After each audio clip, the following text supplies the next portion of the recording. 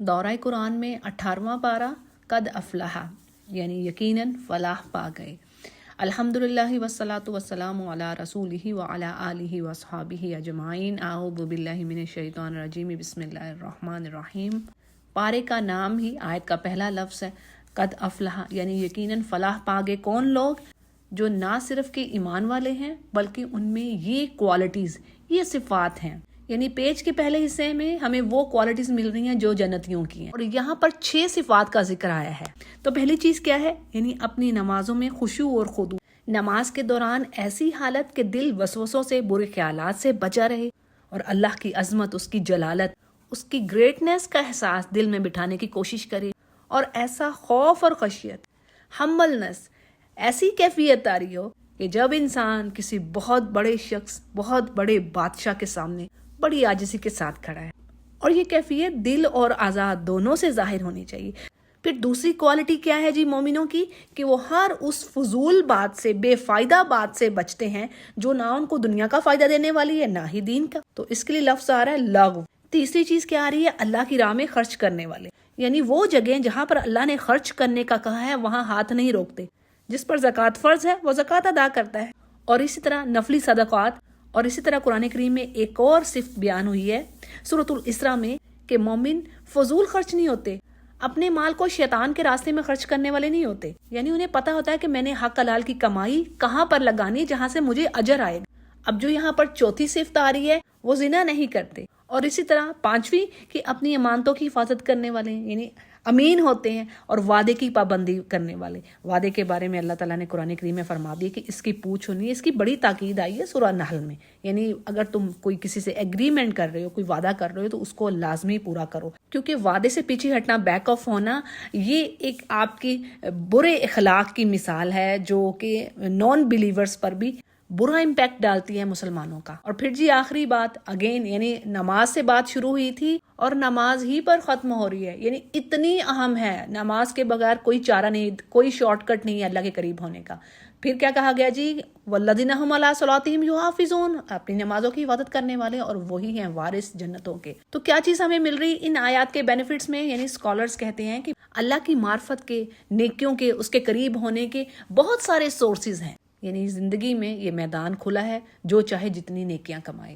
Page کے اگلے حصے میں انسان کی تخلیق کے بارے میں ذکر ہے، کیسے اللہ نے اس کو نطفہ سے بنایا، یعنی حقیر پانی سے اس کی تخلیق ہوئی ہے۔ پھر آگے سٹیجز چل رہے ہیں جی ایمبریولوجی کی، اور سائنس کی بات کی جائے تو آج یہی سٹیجز جو اللہ نے 1400 سال پہلے ہی بتا دی، وہی آج امپلیمنٹ ہو رہی ہیں جو سائنس کہہ رہی ہے۔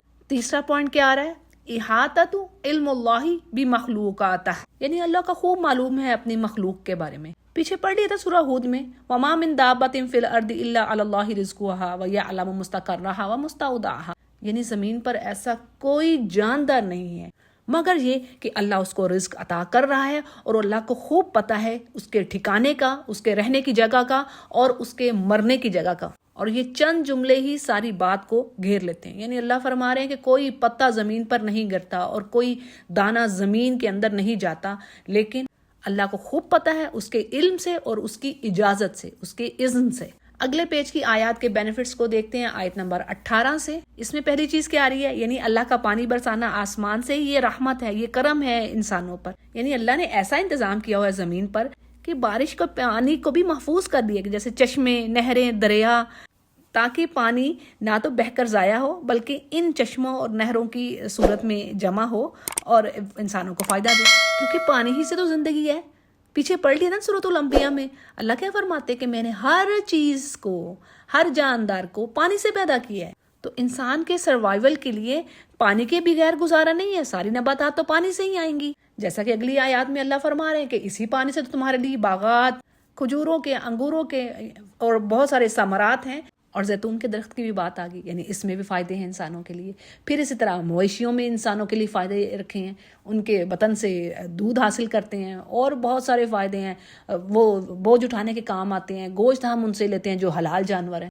اور اگرچہ یہاں پر کشتیوں کی بات تو نہیں آ رہی، لیکن اللہ نے سمندروں کو بھی تو مسخر کر دیے، کس کے لیے؟ انسان کے لیے، اور کتنی خوبصورت آیت ہے، وَإِن تَعُدُّوا نِعْمَتَ اللَّهِ لَا تُحْصُوهَا، یعنی اللہ کی نعمتیں اتنی ہیں تم پر کہ تم ان کو گن ہی نہیں سکتے، شمار ہی نہیں کر سکتے۔ باقی ساری چیزوں کو ایک طرف کر کے اپنی ذات ہی کو دیکھ لیں، ہمارا وجود کس طرح کام کر رہی ہے، ہماری باڈی ذرا سی ایک تکلیف آتی ہے سارا کہیں نہ کہیں سسٹم خراب ہو جاتا ہے۔ یعنی انسان کو کہا گیا دا موسٹ کمپلیکیٹڈ مشین ہے، اور اس مشین کو اللہ نے اپنی عبادت کے لیے پیدا کیا۔ پیج کے اگلے حصے میں نوح علیہ السلام کے بارے میں ذکر ہے، اور ان کی ڈیٹیل کے بارے میں ہم 13ویں پارے میں بھی پڑھ چکے ہیں۔ یعنی آپ علیہ السلام نے 950 سال اپنی قوم میں تبلیغ کی، لیکن چند لوگوں کے سوا کوئی ایمان نہ لایا، اور خاص کر آپ کی قوم کے جو عمرا تھے، جو امیر لوگ تھے، وہ آپ کا مذاق اڑاتے، آپ پر ایمان نہ رکھتے۔ اور ہوتا کہ یہ جو لیڈرز ہوتے ہیں نا، یعنی ہر دور میں انہوں نے انکار کیا اپنے رسولوں کا، ان کی وجہ سے قوم کی اکثریت جو ہوتی ہے وہ ایمان لانے سے پیچھے رہتی ہے، کیونکہ یہ بااثر لوگ ہوتے ہیں، ان کا انفلوئنس ہوتا ہے لوگوں پر۔ آج بھی آپ دیکھ لیں، یعنی برائی کی طرف پکارنے والے، دعوت دینے والے، وہ جو انفلوئنسرز ہیں ان کو زیادہ لوگ فالو کریں گے، ان کے پیچھے بھاگیں گے۔ اچھائی کی طرف آنے والے لوگ بڑے تھوڑے ہوتے ہیں۔ تو نوح علیہ السلام کی قوم نے بھی یہی بات کی، یعنی یہ تو ہمیں ہمارے باپ دادوں کے کام سے، وہ تو بتوں کی پوجا کرتے تھے، ہمیں وہاں سے ہٹا رہا ہے، یہ خود کو بڑا عقل مند سمجھتا ہے، تو اصل میں تو یہ خود ہی دیوانہ ہے۔ تو بہرحال جب ایک لمبا عرصہ پریچ کرنے کے باوجود وہ ایمان نہ لائے، تو اللہ نے فرمایا نوح علیہ السلام سے کہ آپ مایوس نہ ہوں ان پر، اب ان میں سے جو لے آئے ایمان بس وہی رہیں گے، باقی نہیں لائیں گے۔ اب آپ اللہ کے حکم سے کشتی تیار کیجئے، کیونکہ اب ایسا طوفان، ایسا فلڈ آنے والا ہے کہ یہ سب کے سب ہلاک ہو جائیں گے۔ اور آج بھی یہ کہا جاتا ہے کہ وہ جو نوح علیہ السلام کے وقت کا جو وہ سیلاب تھا، یعنی کوئی جاندار نہیں بچا تھا۔ ایسی کشتی آپ نے بنائی تھی کہ جس میں جانوروں کا بھی ایک جوڑا رکھ لیا گیا تھا، یعنی جو کشتی میں سوار تھے بس وہی بچے تھے۔ اور آیات میں الفاظ ہیں کہ آسمان کے دہانے کھل گئے تھے، اوپر سے بارش اور نیچے سے ساری زمین جیسے چشمے میں تبدیل ہو گئی، یعنی چشمے پھوٹ پڑے تھے، اور ساری کی ساری زمین کافروں کے ساتھ پانی میں غرق ہوئی۔ اور ان غرق ہونے والوں میں سے نوح علیہ السلام کا بیٹا اور ان کی بیوی بھی شامل تھی، یعنی وہ دونوں کافروں میں سے تھے۔ اور جب نوح علیہ السلام نے اپنے بیٹے کے لیے استغفار کی اللہ سے، تو اللہ نے انہیں روک دیا اس چیز سے، اور کہا کہ یہ آپ کے اہل خانہ میں سے نہیں ہے، یعنی یہ جو کافر ہے، اللہ کا دشمن ہے، وہ کیسے آپ کے اہل خانہ سے ہو سکتا ہے۔ اور اس سے بڑی اہم بات ہمیں پتہ چلتی ہے کہ نبیوں کی جو آل ہوتی ہے نا، نہ صرف ان کے گھر والے بلکہ جو ان کو فالو کرنے والے ہیں نا، جو ان کے کمپینینز ہیں، جو سچے فالوورز ہیں، وہ بھی ان کے اہل میں سے گنے جائیں گے۔ جیسے ہم پڑھتے ہیں نا ابراہیم علیہ السلام کی بات کہ یا رب جو مجھے فالو کرے گا فَإِنَّهُ مِنِّي، وہ مجھ میں سے ہے۔ اور اس کے برعکس نبی کے گھر والے، یعنی اگر وہ کافر ہیں تو چاہے وہ ان کا بیٹا ہوں یا بیوی ہو، گھر والے ہوں، وہ گھر والے نہیں کنسیڈر ہوں گے۔ اگلے پیج کی آیات کے بینیفٹس کو دیکھتے ہیں، آیت نمبر 28 سے۔ یہاں پر جو دعا بتائی جا رہی ہے نوح علیہ السلام کو، یعنی جب آپ کشتی پر سوار ہوں تو اللہ کا شکر ادا کریں، اور اسی طرح الفاظ آ رہے ہیں دعا کے، ربی انزلنی منزلا مبارکا وانت خیر المنزلین، یعنی نوح علیہ السلام سے کہا جا رہا ہے ایک تو آپ نے الحمدللہ کہنا ہے کہ اللہ نے آپ کو ظالم قوم سے بچایا، اور دوسرے ان الفاظ کو پڑھیے، اے میرے رب مجھے بابرکت اتارنا، اور تو ہی بہتر اتارنے والوں میں سے ہے۔ دعا کے الفاظ میں نے پڑھ دیے ہیں، آیت نمبر 29 ہے سورۃ المؤمنون۔ اسی طرح ایک اور دعا ہے جو ثابت ہے آپ علیہ السلام سے، اس کے الفاظ ہیں اللہ اکبر اللہ اکبر اللہ اکبر، 3 بار آپ نے اللہ اکبر کہہ کر سبحان الذی سخر لنا ھذا وما كنا له مقرنین وانا الی ربنا لمنقلبون، یہ بھی آیت کے الفاظ ہیں، سورہ زخرف آیت نمبر 13 اور 14۔ پھر جی دوسری چیز کیا آ رہی ہے، یعنی اسکالرز کہہ رہے ہیں الطرف فی الدنیا من اسباب الغفلہ او الاستکبار عن الحق، یعنی دنیا کے عیش و عشرت میں یا دنیا کے غموں میں پریشانیوں میں ڈوبے رہنا، دنیا ہی کی پڑی رہنا، اسی کی فکر میں گھلتے رہیں، تو یہ آخرت سے غفلت کے اسباب ہیں، یعنی یہ آپ کو آخرت سے غافل کر دے گی۔ اور اسی طرح حق بات سے منہ موڑنا، تکبر کرنا، یعنی اللہ کی بات کو سمجھنا نہ، اس کو اپنے اوپر اپلائی نہ کرنا اپنی زندگی میں۔ کوئی حکم بھی آپ لے لیں قرآن کریم کا، جیسے عورتوں کو کئی کاموں سے روکا گیا ہے، مردوں کو بھی بہت سارے کاموں سے روکا گیا ہے، دونوں کو بہت سارے کاموں سے روکا گیا ہے، لیکن اگر وہ ان چیزوں سے باز نہیں آ رہے، اپنی لذت کے لیے یا اپنی خواہشات کے لیے انہی حرام کاموں کی طرف جا رہے ہیں، تو بس وہ تکبر کر رہے ہیں حق بات سے۔ اگر ہم اپنی بات کریں عورتوں کی، تو ہمیں کہا گیا ہے اپنے آپ کو کور کر کے رکھو، یعنی سطر کا خیال کرو جب باہر نکلو خاص کر۔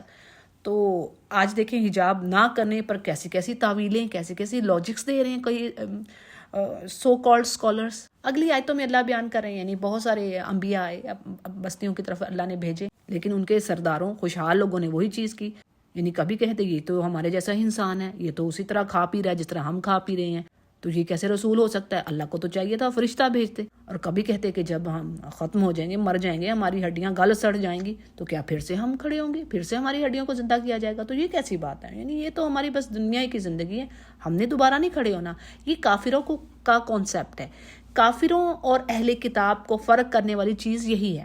یعنی یہ جو اہل کتاب ہے نا، شرک تو یہ بھی کر رہے ہیں مگر یہ آخرت پر یقین رکھتے ہیں. یعنی ان کو پتہ ہے کہ جی آخرت میں اللہ کے سامنے جا کھڑے ہونا ہے. لیکن کافر جو ہیں وہ اس بات کے انکاری، وہ کہتے ہیں بس مر گئے سو مر گئے، ہمیں کسی کو حساب کتاب نہیں دینا. تو اللہ تو کہہ رہا ہے نا کہ میں لے آؤں گا. جس نے پہلی بار پیدا کیا ہے تو اس کے لیے تمہیں دوبارہ پیدا کرنا مشکل چیز ہے. یعنی بات یہ تمہیں سمجھ نہیں آتی. اور پھر انجام کافروں کا وہی، یعنی ندامت اور حسرت. قیامت کے دن کیا کہیں گے؟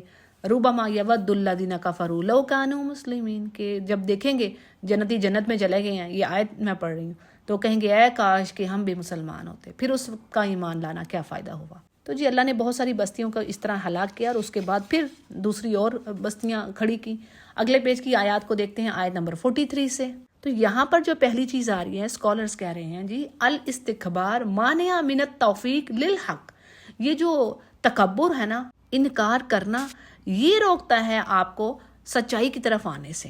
کیا ہوتا اگر بڑے بڑے لیڈرز، خوشحال لوگ، لیڈرز کہا گیا المالاؤ، اگر وہ اپنے وقت کے رسولوں کی باتوں کو مانتے؟ تو بڑے لیڈرز کون ہوتے ہیں؟ جن کا اثر و رسوخ ہوتا ہے، جن کے پاس مال و دولت ہوتی ہے، شان و شوکت ہوتی ہے، وہ معاشرے کو کنٹرول کر رہے ہوتے ہیں. تو اگر وہ اپنے راستے ان کے جو ظلم والے راستے ہیں، جس طریقے سے انہوں نے کنٹرول کیا ہوتا ہے لوگوں کو، مال و دولت کمائی ہوتی ہے، تو وہ اگر مانتے ہیں رسولوں کو تو ان کی تو وہ ساری چیزیں چھن جاتی ہے، ان کا تو سارا دبدبا، ان کی ساری گریٹنس گئی. اور اسی طرح ان آیات میں ہم موسیٰ علیہ السلام اور ان کے بھائی کی بات پاتے ہیں. یعنی اللہ نے ان کو فرعون کی طرف بھیجا اور اس کے سرداروں کی طرف، لیکن انہوں نے تکبر کیا اور کہنے لگے کہ ہم یعنی ان پر ایمان لائیے تو ہمارے غلام تھے. بس دونوں کو جھٹلایا اور ہلاک ہونے والوں میں سے ہوئے. عیسیٰ علیہ السلام اور مریم علیہ السلام کا ذکر ہم پاتے ہیں. یعنی عیسیٰ علیہ السلام کی جو ولادت تھی باپ کے بغیر ہوئی، اور یہ بھی اللہ کی ایک نشانی. اور عیسیٰ علیہ السلام کی مثال کو قرآن میں اللہ نے کہہ دیا ایسے ہی ہے جیسے آدم علیہ السلام کو اللہ نے پیدا کیا. ان کے تو ماں باپ نہیں تھی، ان کو بھی تو اللہ نے پیدا کیا. تو یہ یعنی اس چیز پر ایمان لانا کوئی بڑی بات نہیں ہے. پھر اسی طرح بڑا ہی اہم پوائنٹ، بہت ہی اہم پوائنٹ ہمیں مل رہا ہے، عقل حلال، یعنی حلال کھانا، رزق حلال اور عمل صالح، یعنی آپ کے نیک اعمال، یہ آپس میں جڑے ہوئے ہیں، ان کا گہرا تعلق ہے ایک دوسرے کے ساتھ. جو حلال رزق نہیں کھائے گا، حرام کھائے گا، اس کے بارے میں احادیث ہیں کہ وہ جو جسم حرام سے ہی پلا اس نے آگ ہی میں جانا ہے. اور پھر اسی طرح حدیث کے الفاظ ہیں، بڑے سخت الفاظ ہیں یہ، کہ کوئی شخص آتا ہے وہ کہتا ہے لبیک اللہم لبیک، یعنی اے اللہ میں آ گیا ہوں، حج اور عمرہ کرنے کے لیے حاضر ہوں. لیکن اللہ فرماتا ہے کہ اس کا مال، اس کا لباس سب حرام سے، حرام کھایا ہوتا اس نے، اللہ قبول نہیں کرتا. تو یہ جو رزق حلال ہے نا، حلال کمائی، یہ شرط کہہ لیں آپ کے عمل صالح کی ایکسیپٹنس کے. بہت ضروری چیزیں ہیں یہ. دیکھیں میں ایک چیز بتاؤں کہ اونلی ریچولز کا ادا کرنا، ریچولز ادا کرنے ہیں وہ تو بہت ضروری ہیں، لیکن ایک بندہ بس سجدوں پہ سجدے کر رہا ہے، ماتھے پہ محراب بنا ہے، دوسری طرف وہ چیٹنگ کر رہا ہے، ڈیلنگز میں فیئر نہیں ہے، وعدہ خلافی کر رہا ہے، امانت دار نہیں ہے، گالی گلوچ کرنے والا، جھوٹ بولنے والا، تو بتائیے کیا وہ پھر صحیح راستے پر ہوگا؟ اور اسی طرح نمازیں اور اعتکاف اور روزے اور عمرے سارے کچھ ہو رہے ہیں، لیکن کمائی حرام سے ہو رہی ہے.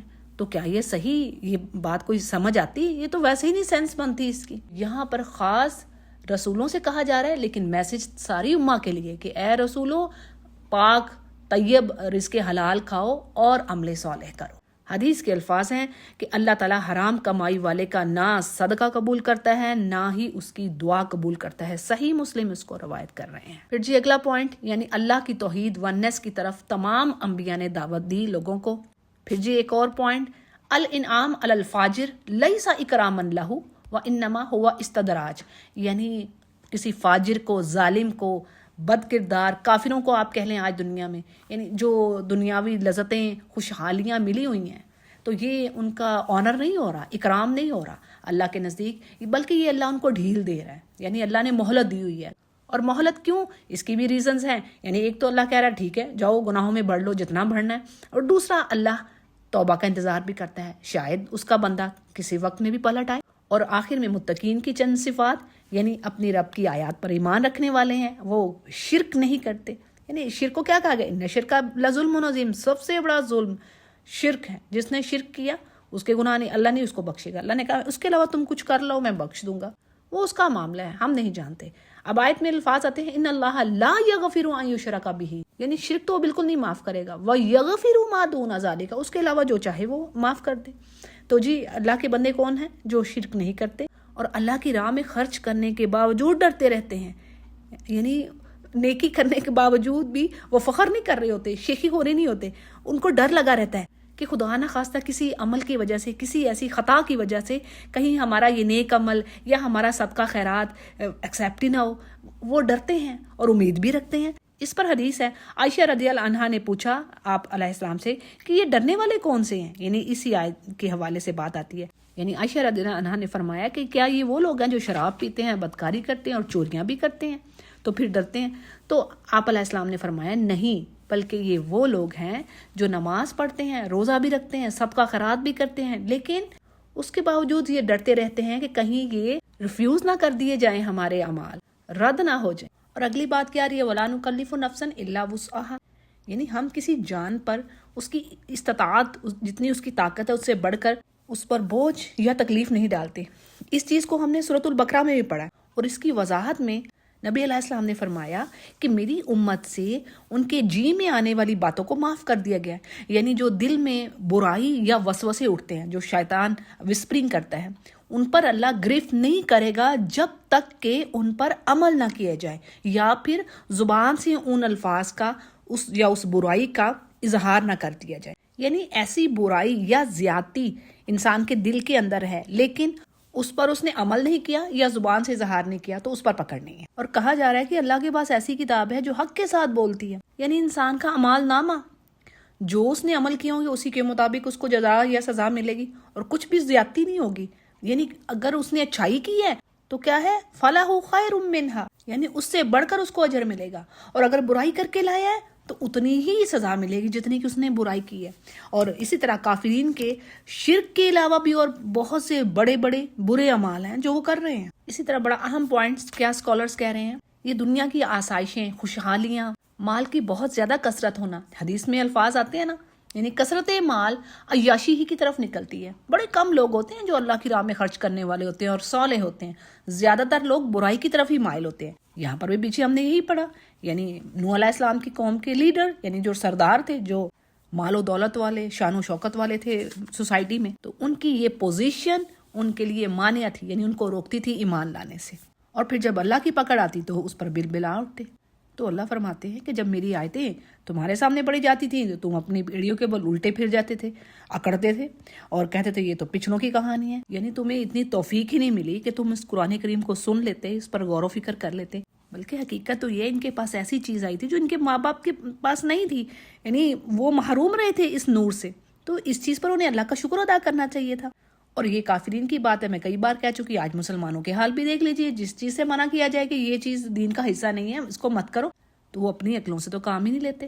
تو بات یہ ہے کہ رسولوں کا مذاق اڑایا، انکار کیا، کبھی ان کو مجنون کہا اور حق بات سے چڑ جاتے. اور اللہ فرماتے ہیں کہ اگر ان کی خواہشات کے مطابق ہر چیز چلے تو سارے زمین و آسمان کا نظام ہی درہم برہم ہو جائے. یعنی یہ چاہتے ہیں کہ ایک معبود کی بجائے کتنے سارے معبود ہو جائیں، تو ایسا نہیں ہو سکتا. اور حق بات تو یہ ہے کہ اللہ نے نصیحت پہنچا دی، یعنی اللہ کی طرف سے کتاب آ گئی ہے کہ بھئی سیدھے راستے پر آنا ہے تو تمہارا ہی فائدہ ہے. تو یہ اپنی نصیحت ہی سے خود منہ موڑے ہوئے ہیں. اور اے نبی، آپ سے ان سے کوئی اجرت تو نہیں لے رہے، یعنی تمام انبیاء نے کوئی اجرت تو نہیں مانگی تھی اپنی قوموں سے. ان کا اجر تو بہترین یعنی روزی ان کا رب دینے والا ہے. تو جی اگلے پیج کے پوائنٹس کو دیکھتے ہیں آیت نمبر 75 سے. پہلی بات کیا رہی ہے ان کافروں کے بارے میں، یعنی اگر اللہ ان پر رحم فرمائے، ان کی تکلیفیں دور کر دے تو بھی یہ اپنی سرکشی پر جمے رہیں گے، اور اسلام کے خلاف جو ان کے دل میں بغض ہے، نفرت ہے، کفر و شرک کی دلدل میں پھنسے ہوئے ہیں، اس میں پھنسے ہی رہیں گے. اور یہاں پر آگے اللہ کی ایک سنت، طریقہ کار انسانوں پر جو اپنی جانوں پر ظلم کر رہے ہیں، یعنی اللہ ایسے لوگوں کو عذاب میں پکڑتا ہے تاکہ وہ اپنے رب کے سامنے جھکیں، عاجزی اختیار کریں، توبہ کی طرف آئیں، پلٹیں اپنے رب کی طرف. اور اسی طرح فرعون کی قوم کے بارے میں بھی آتا ہے کہ اللہ نے مختلف قسم کے عذاب ان پر نازل کیے، مینڈکوں کا عذاب، خون کا عذاب، اس کے علاوہ اور بھی، تاکہ وہ توبہ کی طرف آئیں، جھکیں، عاجزی کریں اپنے رب کے آگے۔ اور اسی طرح یہاں پر جس عذاب کی بات ہو رہی ہے وہ ہے قریش کے کافروں کے لیے جنگ بدر میں، جو ان کے 70 آدمی مارے گئے تھے اور بڑے بڑے سردار تھے وہ، تو یہ بھی ایک طرح کا اللہ کا عذاب تھا۔ پھر اسی طرح تفسیر میں یہ بھی بات آ رہی ہے کہ یہ وہ بد دعا تھی آپ علیہ السلام کی، یعنی آپ نے بد دعا کی تھی کہ ان پر قحط سالی کا، فوڈ کی شارٹیج ہو جائے، اس طرح کا عذاب آئے، یعنی اس طریقے سے میری مدد فرما ان کے مقابلے میں۔ سو کیا ہوا؟ کفار مکہ قحط سالی میں مبتلا کیے گئے، جس پر ابو سفیان نبی علیہ السلام کے پاس آئے اور انہیں اللہ کا اور رشتہ داری کا واسطہ دے کر کہنے لگے اب تو ہم جانوروں کی کھالیں اور خون تک کھانے پر مجبور ہیں، جس پر یہ آیت نازل ہوئی۔ تو جب شدید عذاب آیا تو مایوسی، یعنی پھر تمام امیدیں ختم ہو جاتی ہیں۔ اور آگے کہا جا رہا ہے کہ ان کو عقل و فہم اور سننے کی صلاحیتیں دی ہیں، یعنی کان، آنکھیں اور دل پیدا کیے، مگر ان سے کام لینے والے لوگ کم ہیں اور ان نعمتوں پر شکر ادا کرنے والے بھی لوگ کم ہیں۔ اور آگے بات ہو رہی ہے اللہ کی ربوبیت کی، یعنی وہ رب ہے جس نے پیدا کیا انسانوں کو، تمام مخلوقات کو زمین میں پھیلا دیا، پھر اسی کی طرح سب نے پلٹنا ہے اور وہی زندہ کر رہا ہے، وہی مارتا ہے۔ کوئی نفس، یعنی جو بھی ذی روح ہے، اپنی مرضی سے وہ مر بھی نہیں سکتا۔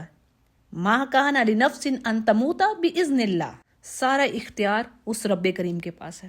اور کافروں کی پھر وہی بات ہے کہ جب ہم مر جائیں گے، مٹی ہو جائیں گے، تو کیا ہم پھر سے اٹھائے جائیں گے؟ اور ہمارے باپ دادوں سے پہلے یہ وعدہ کیا ہوتا چلا آیا تھا؟ یہ تو بس ایسے ہی کہانی ہے۔ اور آج بھی آپ دیکھ لیں یہ جو ایتھیسٹ ہیں وہ یہی بات کہہ رہے ہیں، یعنی یہاں پر قرآن کریم میں جو بار بار یہ آیتیں آ رہی ہیں یہ کوئی ایسے تھوڑی آ رہی ہیں، پھر دلیل کے لیے، پروف کے لیے۔ سبحان اللہ، اللہ یہ کہہ رہے ہیں کہ ذرا ان سے پوچھیے تو صحیح کہ زمین اور اس کی چیزیں کس کی ہیں؟ اور تو یہ فوراً جواب دیں گے کہ یہ تو اللہ کی ہیں۔ تو کہہ دیجیے کہ پھر تم نصیحت کیوں نہیں حاصل کرتے؟ یعنی کافروں کو بھی اس بات کا احساس تھا کہ آسمانوں پر ہی کوئی ہستی ہے جو خالق ہے تمام مخلوقات کا، یعنی وہ ایک ہی ذات ہے، لیکن یہ جو انہوں نے بت بنا رکھے تھے نا، وہ کہتے تھے یہ وسیلے ہیں ہمارے۔ اور اسی چیز کو سورہ یونس میں ہم نے پڑھا ہے نا، یعنی جب کافر بھی سمندر میں طوفان میں گھرتے ہیں تو جہاں پر کوئی بچانے والا نہیں ہوتا تو پھر خالص اللہ کو پکارتے ہیں، پھر تو کہتے ہیں بس ایک ہی الہ ہے، پھر خالص اس کو پکارتے ہیں۔ اور جیسے زمین پر آتے ہیں، خشکی پر آتے ہیں، پھر سے وہی شرک، وہی نافرمانیاں۔ اور آج دیکھیے اب ایتھیسٹ کو جواب دینے میں جو اسکالرس کیا کہتے ہیں کہ یہ جو کائنات ہے یہ کسی نہ یعنی یہ ڈیپینڈ کرتی ہے، یہ خود سے چل ہی نہیں رہی، اس کو کوئی بنانے والا ہے، یہ اس پر ڈیپینڈ کرتی ہے، یہ محتاج ہے کسی چیز کی۔ اور اسی طرح آگے کہا جا رہا ہے کہ ان سے پوچھیے کہ 7 آسمانوں اور عرش عظیم کا رب کون ہے؟ تو وہ جواب دیں گے اللہ ہی ہے۔ تو کہیے کہ تم پھر اس سے ڈرتے کیوں نہیں؟ اور پوچھیے کہ تمام چیزوں کے اختیار کس کے پاس ہے، جو پناہ دیتا ہے اور جس کے مقابلے میں کوئی پناہ نہیں دے سکتا۔ تو تم جانتے تو بتلاؤ، تو جواب پھر وہی آئے گا، یعنی کہیں گے اللہ ہی ہے۔ تو پھر اللہ کہہ رہے ہیں تم جا کے ڈر رہے ہو، یعنی حق بات کو پھر کیوں نہیں ایکسیپٹ کرتے، اللہ کی ربوبیت کو، اس کی خالقیت کو، کہ وہی سوورنٹی اسی کے پاس ہے، وہ ایک ہی الہ ہے۔ بلکہ بات تو یہ ہے کہ یہ جھوٹے ہیں۔ اور اس طرح قرآن کریم میں ایک اور جگہ پر بات آئی ہے کہ اے نبی، اگر تمام نشانیاں اور یہ جو معجزات ہیں اس قرآن کریم کے، یعنی کائنات میں نشانیاں بکھری ہوئی ہیں کہ اللہ کی ذات ایک ہی ذات ہے بنانے والی، اس کے باوجود بھی اگر یہ ایمان نہیں لاتے تو جان لیجئے کہ یہ اپنی خواہشات کی پیروی کریں، یعنی خواہشات کو فالو کرتے ہیں اور ان کے پاس کچھ نہیں ہے اور یہ جھوٹے ہیں۔ پھر اللہ کی وحدانیت کہ اللہ نے کسی کو بیٹا نہیں بنایا، نہ اس کا کوئی ساتھ کوئی اور دوسرا معبود ہے، یعنی کوئی اس کا پارٹنر نہیں ہے، ورنہ کیا ہوتا؟ ہر معبود اپنی مخلوق کو لیے پھرتا، یعنی اگر ایک سے زائد الہ ہوتے تو پھر تو ہر کوئی کہتا یہ میری مخلوق ہے۔ یہ جیسے آج دیکھیں نا، اگر ایک سے زائد لیڈرز ہوتے ہیں، ہر کوئی کہتا ہے میرے فالوورز یہ ہیں، یہ میرے فالوورز ہیں۔ تو اگر ایسا ہوتا تو ہر ایک دوسرے پر چڑھ دوڑتا اور پھر تو فساد ہی کائنات میں مچتا۔ تو بات یہ کہ اللہ ان سب چیزوں سے پاک ہے۔ اور حدیث میں ہے کہ اللہ کو اس چیز سے فرق نہیں پڑتا اگر سب کے سب لوگ مومن ہو جائیں، یعنی تمام انسانوں مومن ہو جائیں، اللہ کو کوئی فرق نہیں پڑتا، وہ تو اکبر ہے، سب سے عظیم ہے، اس کی کبریائی میں کوئی فرق نہیں آتا، اس کی شان میں کوئی فرق نہیں آتا۔ اور اسی طرح اگر سب کے سب کافر ہو جائیں تو بھی اس کی شان میں کوئی فرق نہیں آتا۔ ہاں، ہم محتاج ہیں اس کے، اور اس کا علم یعنی وہ ہر چیز کو جاننے والا ہے۔ زمین سے یا آسمان سے کوئی چیز گھٹتی نہیں ہے، اس کو پتہ ہے۔ اس کائنات کا مستقبل کیا ہے، اس کو پتہ ہے۔ اگلی آیت بڑی اہم ہے، اس میں یہ دعا آ رہی ہے کہ جب کسی آزمائش کا خطرہ ہو تو اس دعا کو پڑھیے۔ حدیث میں الفاظ ہیں کہ آپ علیہ السلام دعا فرماتے تھے، اے اللہ جب تو کسی قوم پر آزمائش یا عذاب بھیجنے کا فیصلہ کرے تو اس سے پہلے مجھے دنیا سے اٹھا لے۔ ترمذی اس کو روایت کرتے ہیں، اور اس دعا کو آج تو ہمیں لازمی مانگنا چاہیے۔ میں خود اس کو اکثر یعنی اپنی زبان میں آپ مانگ لیں، اگر آپ کو زبانی یاد نہیں ہے تو اپنی زبان میں مانگ لیجئے، لیکن یہاں پر جو الفاظ لکھے ہوئے ہیں وہ میں آپ کو بتائی دیتی ہوں۔ سورۃ المؤمنون کی آیت نمبر 94 ہے، یہ ایک لائن ہے، اس کے علاوہ دعا بھی ہے۔ لائن کو پہلے سن لیں، یعنی آیت کو، ربی فلا تجعلنی فی القوم الظالمین، اور اسی طرح دعا کے جو الفاظ ہیں جو آپ علیہ السلام دعا فرمایا کرتے تھے، وَإِذَا أَرَدْتَ بِقَوْمٍ فِتْنَةً فَتَوَفَّنِي إِلَيْكَ غَيْرَ مَفْتُونٍ۔ پھر اگلی بات ہمارے لیے کیا ہے کہ برائی کو اچھائی کے ساتھ دور کیجیے، یعنی اگر کوئی آپ سے برا رویہ کر رہا ہے تو آپ اس کے بدلے میں ویسا ہی نہ کیجیے، یعنی ٹٹ فور ٹیٹ نہیں ہونا چاہیے۔ ایک مومن کا معاملہ ایسا ہونا چاہیے کہ برائی کو اچھائی سے دور کرے، تو اس کے جو کانسیکوینسز ہوں گے کہ اللہ دشمنوں کو بھی، جو بدترین دشمن بھی ہوں گے، وہ بھی گہرے دوست اس کے بن جائیں گے۔ پھر جی کچھ اور اہم پوائنٹس ہمیں مل رہے ہیں۔ نبی علیہ السلام شیطان سے کس طرح استعاذہ یعنی پناہ طلب کرتے، تو اس میں الفاظ آ رہے ہیں، اعوذ باللہ السمیع العلیم من الشیطان الرجیم من ہمزہ ونفخہ ونفثہ۔ تو یہ دعا شیطانی حملوں سے، وسوسوں سے بچنے کے لیے اس کو پڑھیے۔ پھر اسی طرح آپ علیہ السلام نے تاکید فرمائی کہ ہر اہم کام کو اللہ کے نام سے شروع کرو، یعنی بسم اللہ پڑھ کر ہر نیک کام کو شروع کرو۔ کیوں؟ کیونکہ اللہ کی یاد، اللہ کا ذکر شیطان کو دور کرنے والی، اس کو بھگا دینے والی چیز ہے۔ جیسے منافقین کی ہم صفت میں یہ بات پڑھتے ہیں نا، وَلَا يَذْكُرُونَ اللَّهَ إِلَّا قَلِيلًا، سورۃ النساء میں بات آئی ہے، اللہ فرما رہا ہے کہ یہ ان کی یہ بھی کوالٹی کہ یہ بڑا تھوڑا اللہ کا ذکر کرتے ہیں۔ تو اللہ کا ذکر ہمیں کثرت سے کرنا چاہیے، یہ بھی نفاق کو دور کرنے والی، سبحان اللہ، یعنی جو ہپوکریسی ہے یہ مرض ہے، ڈیزیز ہے، جان لیوا مرض ہے۔ یہ اس کو دور کرنے والی چیز کیا ہے؟ کثرت سے اللہ کا ذکر کرنا۔ پھر جی بڑی اہم بات، یعنی موت کے وقت کافر یا مجرم کی خواہش کیا ہوگی، وہ کیا چاہے گا؟ یعنی وہ کہے گا کہ اے رب مجھے واپس لوٹا دے، مجھے ایک بار واپس بھیج دے، میں نیک اعمال کر کے آؤں گا۔ اور پھر یہ بھی کافروں کی بات آتی ہے، وہ کہتے ہیں ایک بار ہمیں اللہ لوٹا دے، ہم مومن ہو جائیں گے، ہم تو مومن ہو کے تیرے پاس آئیں گے۔ پھر اسی طرح یہ بھی بات ملتی ہے سورۃ المنافقون میں کہ مرنے والا کہے گا فَيَقُولُ رَبِّ لَوْلَا أَخَّرْتَنِي إِلَىٰ أَجَلٍ قَرِيبٍ فَأَصَدَّقَ وَأَكُن مِّنَ الصَّالِحِينَ، یعنی اے اللہ مجھے تھوڑی سی مہلت دے دیتا، میں صدقہ کر دیتا اور صالحین میں سے ہو جاتا۔ تو یہ تھی جی چند خواہشات مرنے والوں کی۔ اور ان کافروں کے بارے میں اللہ فرماتا ہے کہ اگر ان کو دنیا میں دوبارہ لوٹا بھی دیا جائے تو پھر یہ وہی کام کر کے آئیں گے جس سے ان کو منع کیا گیا تھا۔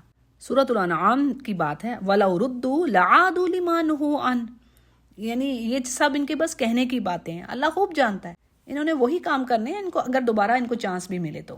پھر جی برزخ کی زندگی کے بارے میں ہمیں یہاں پر ذکر ملتا ہے، یعنی برزخ کا معنی آ رہا ہے ایک حجاب، ایک بیریئر، دنیا کی زندگی اور آخرت کی زندگی کے درمیان جو ایک وقفہ ہے نا، جو ایک ٹائم پیریڈ ہے، اس کو برزخ سے ڈیفائن کیا گیا ہے، کیونکہ انسان کا مرنے کے بعد دنیا کی زندگی سے تو تعلق ختم ہو گیا، اور آخرت کی زندگی کی جو بگننگ ہے وہ جب تمام انسانوں کو دوبارہ زندہ کیا جائے گا تب ہوگی۔ تو یہ جو درمیانی وقفہ ہے اس کو برزخ کی زندگی کہتے ہیں، اور اس سے یعنی اس کو ڈیفائن کیسے کرتے ہیں، یہاں پر تفسیر میں جو بات آ رہی ہے کہ یہ درمیان کی جو زندگی ہے قبر میں یا پرندے کے پیٹ میں یا جلا ڈالنے کی صورت مٹی کے ذرات میں گزرتی ہے، لیکن کیا ہے کہ بظاہر وہ مٹی میں مل کر مٹی ہو چکا ہے، راکھ ہو کے ہواؤں میں چاہے اڑ گیا ہے، لیکن اللہ اس کو وجود بخشے گا اور اٹھائے گا اپنی طرف۔ اور آگے قیامت کے دن کی ہولناکی کے بارے میں ذکر ہے، اور قرآن کریم میں کئی جگہوں پر بات آئی ہے، اور میں نے پیچھے آپ کو ڈیٹیل بھی دی ہے کہ اس دن کوئی رشتے نہیں رہیں گے، مجرم چاہے گا کہ اپنے ہی سارے گھر والوں کو وہ آگ میں جھونک دے، بس خود بچ جائے۔ بھاگے کا انسان اپنے پیاروں سے، ماں سے، باپ سے، بیٹے سے، بیوی سے۔ وہ دن ایسا ہوگا کہ بچوں کو بوڑھا کر کے رکھ دے، اور کوئی کسی کی پوچھ گچھ نہیں کرے گا، ہر کسی کو اپنی جان کی فکر پڑی ہوگی، اور جس کا ترازو اس دن بھاری ہوا تو پس وہ نجات پا جائیں گے، اور جن کا ترازو ہلکا ہوا انہوں نے اپنا ہی نقصان کیا، جہنم میں جانے والے۔ اور یہ جو ترازو کی بات ہوتی ہے نا، سکیلز کی بات ہوتی ہے، تو اس کا ہمیں شعور نہیں ہے، یعنی یہ اللہ ہی کو معلوم ہے کس طرح اللہ تعالیٰ جو نیک اعمال ہیں یا برے اعمال ہیں ان کو تولے گا۔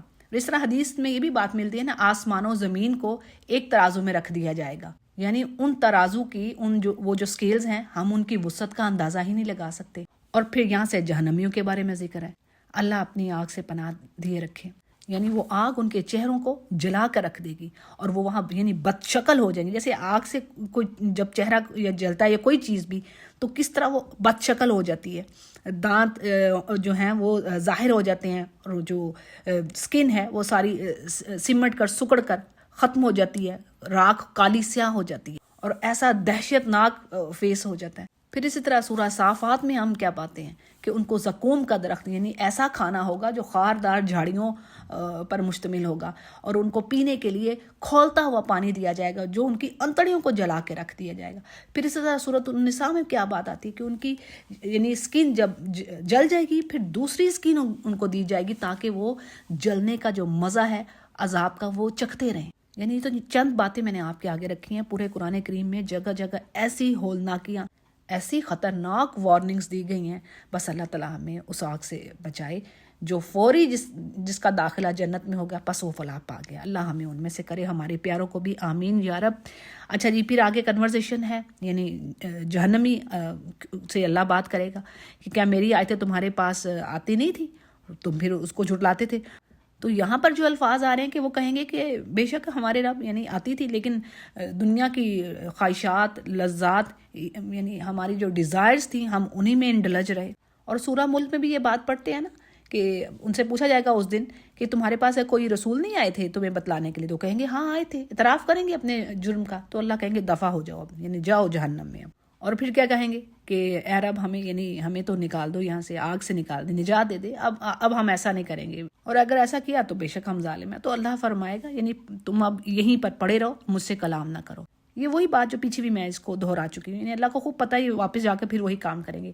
اور پھر اسی طرح متقین کی بات آتی ہے، اللہ فرمائیں گے انہیں کہ میرے بندوں کی ایک جماعت تھی، یعنی ایک گروہ تو تھا نا، یعنی ان کو نہیں تم دیکھتے تھے کہ جو برابر یہی بات کہتے تھے، وہ ایمان لاتے تھے اور بخشش کی دعا مانگتے تھے، لیکن تم ان کا مذاق اڑاتے تھے، یعنی ان سے ٹھٹے بازیاں کرتے تھے۔ اور سورۃ البقرہ میں کیا بات آئی، کہتے تھے کہ یہ تو بڑے ہی بے وقوف ہیں، یعنی یہ کیا کام کر رہے ہیں۔ تو آج ان کے صبر کا بدلہ ان کو دیا جا رہا ہے اور وہ تو کامیابی کو پہنچ گئی۔ پھر جی بڑا ہی عبرت آموز یہاں پر ایک لیسن ہمارے لیے کہ یہ دنیا کی زندگی کتنی چھوٹی سی ہے، حقیر ہے، عارضی ہے۔ یعنی اللہ پوچھیں گے ان سے، مجرموں سے اس دن کہ تم کتنا عرصہ، کتنے سال رہے ہو اس دنیا کی زندگی میں، تو وہ کہیں گے ایک دن یا ایک دن سے بھی کم۔ اور یہی بات سورۃ النازعات میں بھی پڑھتے ہیں نا، وہ کہیں گے یا تو دن کا کچھ حصہ ہی ہم گزار کر آئے ہیں، یعنی ایک دن بھی نہیں رہے۔ تو اللہ فرمائے گا کہ یقیناً تم بہت ہی کم رہے ہو، اے کاش کہ تم اس بات کو پہلے ہی سمجھ لیتے، یعنی آخرت کی زندگی کو ترجیح دیتے، یہ اس عارضی زندگی پر نہ ریجھتے۔ لیکن آج ہمارے حال ایسا ہی، یعنی دل ہمارے اتنے سخت ہو چکے ہیں، باوجود اس کے کہ یہ آیتیں پڑھتے ہیں، جانتے ہیں کہ یہ عارضی زندگی ہمارے سامنے ہمارے پیارے ہمارے ارد گرد سے جا رہے ہیں، اس کے باوجود پھر ہم گناہوں میں لگے ہوئے ہیں، پھر وہی چغلیاں، وہی برائیاں، وہی دنیا کی خواہشات۔ تو ہمیں اپنے آپ کو چینج کرنا ہے، یعنی یہ آیات صرف کافروں کے لیے نہیں ہے، یہ قرآن کریم ہمارے لیے اور تمام انسانوں کے لیے آیا ہے۔ پھر جی اللہ کی بات، یعنی تم کیا سمجھتے تھے کہ یہ سب ایسے ہی کھیل تماشا ہو رہا ہے، تمہیں ایسے ہی بیکار میں نے پیدا کر دیا ہے، تمہیں یعنی بنا چھوڑا ہے، اور سب چیزیں کائنات کی جو تمہارے لیے میں نے پیدا کر دی، یہ ان سب کا ایک آبجیکٹو تھا، پرپس تھا، اور تم سے پوچھ ہونی ہے جو نعمتیں تمہیں دی ہیں اور جو تم نے کام کیے۔ ایک حدیث کے الفاظ ہیں کہ تمام انسانوں کے قدم قیامت کے دن اپنی جگہ سے نہ ہٹ سکیں گے، وہ ہل نہیں سکیں گے اپنی جگہ سے جب تک کہ ان چند سوالوں کے جواب نہ اللہ کو دے دیں۔ اور ان میں سے کچھ مجھے یاد ہیں جو آپ کے آگے رکھ دیتی ہوں۔ یعنی اللہ پوچھے گا کہ تم نے حلال کمایا یا حرام کمایا، اور جو حلال کمایا ہے اس کو کہاں لگایا، یعنی کیا شیطانی کاموں میں لگایا کہ اللہ کے راہ پر لگایا، جہاں پر اللہ نے خرچ کرنے کا کہا۔ پھر اسی طرح اپنی جوانی کہاں گزاری، وقت کہاں برباد کیا، کہاں فنا کیا اپنی جوانی کو۔ تو ان چند سوالات کے جواب دیے بغیر انسانوں کے قدم اپنی جگہ سے نہیں ہٹیں گے۔ اور کیا بات ہے جی کہ آخرت کی کامیابی، وہی فلاح، وہی سکسیس اصل سکسیس ہے۔ آج ہم دنیا میں دیکھ رہے ہیں جس کے پاس ڈھیر سارا مال ہے، بڑا گھر ہے، بڑی بڑی گاڑیاں ہیں، جی کیا بات ہے، یہ تو بڑے سمجھدار لوگ ہیں، بڑے عقل والے ہیں اور سکسیسفل ہیں۔ لیکن اس دن معاملہ سارا الٹ ہو جانا ہے۔ اب یہ باتیں ہم پڑھ رہے ہیں لیکن ہمیں بلیو بھی کرنا ہے ان پر۔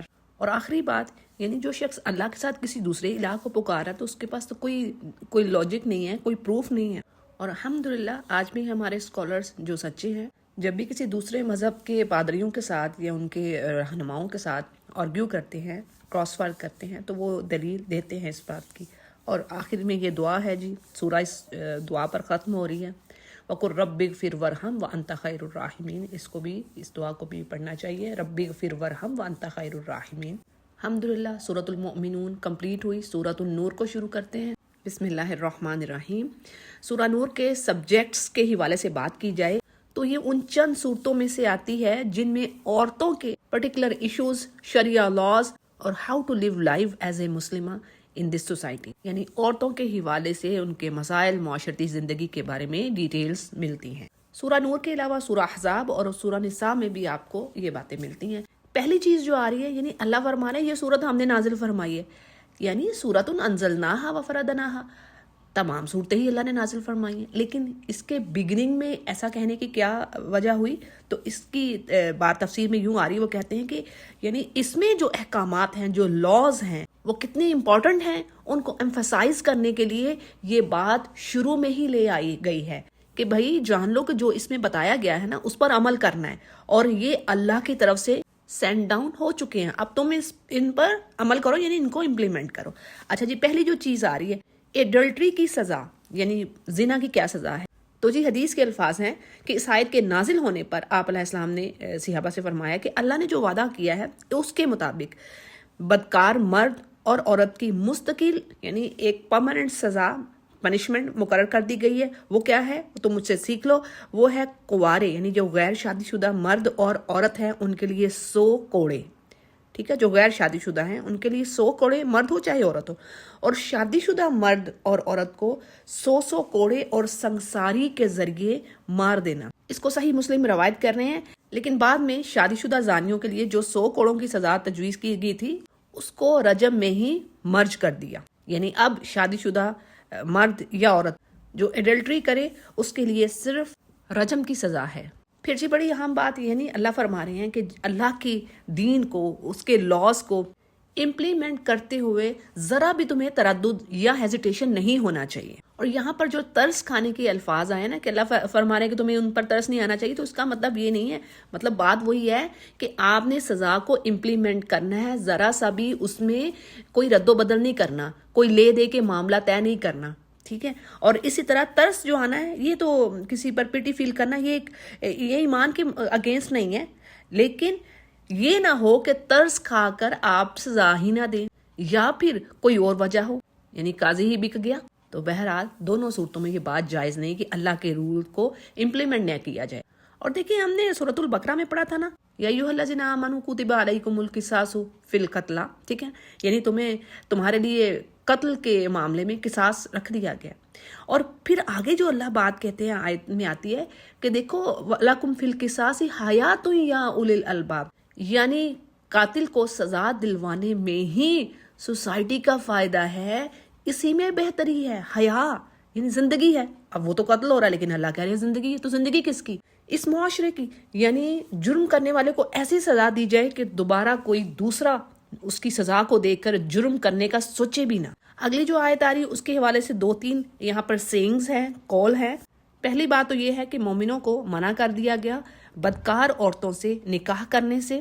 دوسری رائے میں مفسرین کہہ رہے ہیں کہ اس کا مطلب یہ ہے کہ بدکار مرد یعنی جو ایڈلٹری کرنے والے ہیں وہ اپنی ناجائز ڈیزائرز کو پورا کرنے کے لیے بری عورت کی طرف ہی جائیں گے، اور اسی طرح جو بری عورت ہے وہ برے مرد کی طرف جائے گی. تو مومنوں کے لیے ایسا یعنی زنا کاری کا کام کرنا یہ حرام ہے. اگلی بات بڑی ہی اہم، کسی بھی پاک دامن عورت پر ایکوزیشن، سلینڈرنگ یعنی زنا کی تہمت لگانا، تو اس کے لیے ہے کہ اگر وہ شخص 4 وٹنسز یعنی 4 گواہ نہیں پیش کر سکا، اس کے پاس ہے ہی نہیں گواہ، تو کیا ہے اس کے لیے 3 باتیں ہیں، 3 حکم بیان کیے گئے ہیں. نمبر 1 اس کو 80 کوڑے لگائے جائیں. نمبر 2 اس کی شہادت یعنی اس کی گواہی کبھی قبول نہ کی جائے. اور تیسری چیز کیا ہے کہ اللہ کے ہاں وہ فاسق ہوگا یعنی نافرمانی کرنے والا، جرم کرنے والا. تو جی اس میں ہمارے لیے لیسن یہ ہے کہ ہم لوگ جو بڑے آرام سے منہ اٹھا کے کسی پر زبان بس ہلاتے ہیں کہ فلاں نے یہ کام کیا، فلاں تو ایسی لگتی ہے. تو یہ چھوٹی چیز نہیں ہے، یہ بہت بڑی چیز ہے. یعنی ہمیں پتہ ہی نہیں ہوتا، وداؤٹ انویسٹیگیشن ہم بات کو آگے بڑھا دیتے ہیں. تو یہ ہلکی چیز نہیں ہے. آگے ایسے یہ بات یہاں پر کیوں آئی پہلے پیج پر؟ کیونکہ آگے واقعہ افک آنا ہے جو عائشہ رضی اللہ عنہا پر الزام لگا. یعنی سزا آپ دیکھیے کہ اس کو 80 کوڑے مارے جائیں گے، اس پر بھی حد لگ گئی. تو یہ کوئی چھوٹی بات ہوئی؟ یعنی جس پر حد لگ رہی ہے وہ چھوٹی چیز نہیں ہے. تو اس میں بہنوں ہمیں بڑی ہی کیئر کرنی ہے. حتیٰ کہ یہاں پر بات آ رہی ہے کہ اگر وہ توبہ بھی کر لیتا ہے، توبہ کرنے سے بھی کوڑوں کی سزا معاف نہیں ہوگی. یعنی جو حد ہے وہ امپلیمنٹ لازمی ہوگی اگر معاملہ حکام تک پہنچ گیا. مزید کسی نے ڈیٹیل دیکھنی ہے تو یہاں پر تفصیل میں کافی اور چیزیں مینشن ہیں. فی الحال میں نے جو امپورٹنٹ پوائنٹس تھے وہ آپ کے آگے رکھ دیے.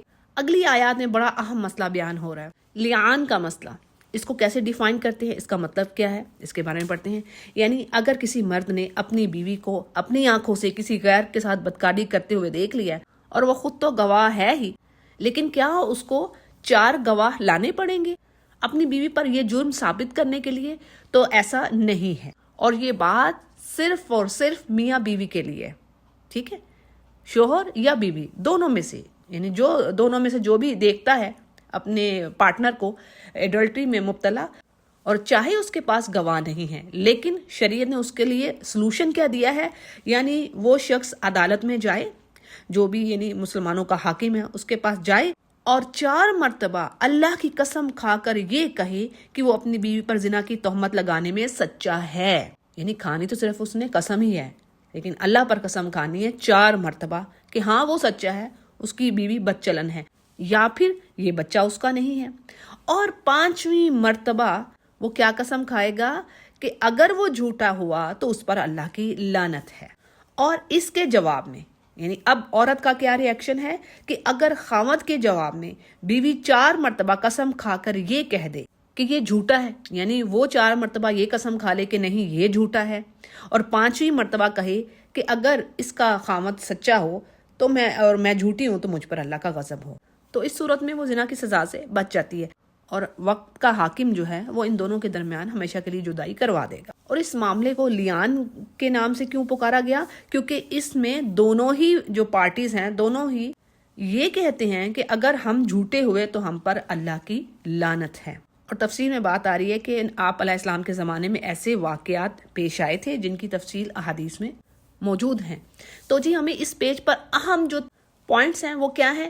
یعنی پہلی چیز کہ اللہ کی تجویز کردہ سزا کو امپلیمنٹ کرنا ہے، اس میں کوئی کمی بیشی نہیں کرنی، اور جو وہ کرے گا ایسا کام وہ کفر کرے گا.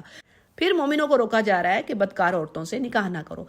پھر ان کے لیے سزا جو مومن عورتوں پر بلا سوچے سمجھے، کوئی ثبوت نہیں ان کے پاس، کوئی گواہ نہیں ان کے پاس، ان پر الزام تراشی کر رہے ہیں، تہمت لگا رہے ہیں.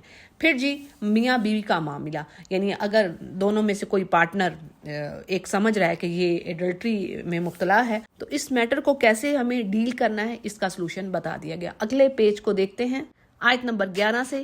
پہلی چیز اسکالرز کہہ رہے ہیں منافقین کا کردار، کس طرح مسلمانوں میں جھوٹی باتیں، تہمتیں، ہر وقت مسلمانوں کے اگینسٹ پلاننگز کرتے رہنا. اور دوسری چیز ام المومنین عائشہ رضی اللہ عنہا کا اکرام، ان کا آنر، یعنی وہ رب العزت نے 7 آسمانوں سے اوپر سے ان کے لیے ان آیات کو نازل کیا جو آپ کی برات یعنی آپ کی پاک دامنی کا ثبوت ہے. تو جی واقعے کی تھوڑی سی ڈیٹیل آپ کے آگے کوئکلی رکھ لیتی ہوں. افک سے مراد وہ واقعہ افک ہے جس میں ان ہپوکریٹس نے عائشہ رضی اللہ عنہا کے دامن پر کیچڑ اچھالنا چاہا، آپ پر تہمت لگائی. اور واقعہ کچھ اس طرح ہے کہ حکم حجاب کے بعد، یعنی اس وقت حجاب کا حکم آ چکا تھا جب یہ انسیڈنٹ ہوا ہے، غزوہ بنی المستلق سے واپسی پر نبی علیہ السلام اور صحابہ کرام مدینہ کے قریب ایک جگہ پر قیام انہوں نے کیا ہوا تھا. صبح کو جب وہاں سے وہ روانہ ہوئے تو عائشہ رضی اللہ عنہا کا جو ہودج تھا، یعنی جس میں جو ان کی سواری تھی وہ خالی تھی. اب جو اٹھانے والے تھے وہ سمجھے کہ ام المومنین رضی اللہ عنہا اس کے اندر ہی ہوں گی اور وہ وہاں سے چل دیے، جبکہ عائشہ رضی اللہ عنہا اپنے ہار کی تلاش میں باہر گئی ہوئی تھی. جب واپس آئی ہیں تو دیکھتی ہیں کہ قافلہ تو چلا گیا، تو یہ سوچ کر وہ وہیں پر لیٹ گئی کہ جب ان کو پتہ چلے گا میری غیر موجودگی کا کہ میں تو ہوں نہیں اس سواری کے اندر تو وہ میری تلاش میں تو واپس آئیں گے. اب کیا ہوا کہ تھوڑی دیر کے بعد صفوان بن معطل، یعنی یہ وہ صحابی تھے جن کی یہ ذمہ داری لگائی گئی تھی کہ قافلے کے پیچھے رہ جانے والی جو ان کی چیزیں ہوں ان کو آپ نے سنبھال لینا ہے. اور آپ نے عائشہ رضی اللہ عنہا کو حکم حجاب سے پہلے دیکھا ہوا تھا، تو انہیں دیکھتے ہی آپ نے انا للہ پڑھا اور سمجھ گئے کہ یہ قافلہ غلطی سے یا بے علمی سے ام المومنین کو یہیں پر چھوڑ گیا۔ اب انہوں نے اپنے اونٹ پر عائشہ رضی اللہ عنہا کو بٹھایا اور خود نکیل تھامے پیدل چلتے ہوئے قافلے کو جا ملے۔ اب منافقین جو کہ پہلے ہی کسی نہ کسی چیز کی تلاش میں ہوتے تھے کہ کس طرح ان کو ٹیز کیا جائے، ان کے اگینسٹ کام کیے جائیں، انہوں نے کیا کیا کہ عائشہ رضی اللہ عنہا کو اس طرح بعد میں اکیلے یعنی صفوان کے ساتھ آتے ہوئے دیکھا تو اس موقع کو بڑا غنیمت جانا، اور رئیس المنافقین عبداللہ بن ابی نے کہا کہ یہ تنہائی اور علیحدگی تو بے سبب نہیں ہے، اور یوں انہوں نے ایک ایسا جرم کیا جس کو وہ ہلکا جان رہے تھے لیکن ہلاک کر دینے والا تھا، اور اس جرم میں یعنی جو الزام لگایا انہوں نے، اس میں کچھ مسلمان بھی ملوث ہو گئے تھے، اور عائشہ رضی اللہ عنہا اور وہ صحابی بالکل ہی بے خبر تھے بیچارے، وہ تو مخلص تھے، انہیں کیا پتا کہ یہ کیا پروپیگنڈا کر رہے ہیں ان کے پیچھے۔ اور حدیث میں بات آتی ہے کہ آپ علیہ السلام پورے 1 مہینے تک یعنی انتہائی پریشان رہے، اور عائشہ رضی اللہ عنہا کی حالت کے بارے میں تو یہ لفظ آتا ہے کہ ان کی حالت ایسے ہو گئی تھی کہ جیسے کسی پرندے کے یا چوزے کے سارے پر نوچ لیے گئے ہوں۔ اور پھر اگلی آیات میں یہی ڈیٹیل آتی ہے کہ اللہ فرما رہے ہیں کہ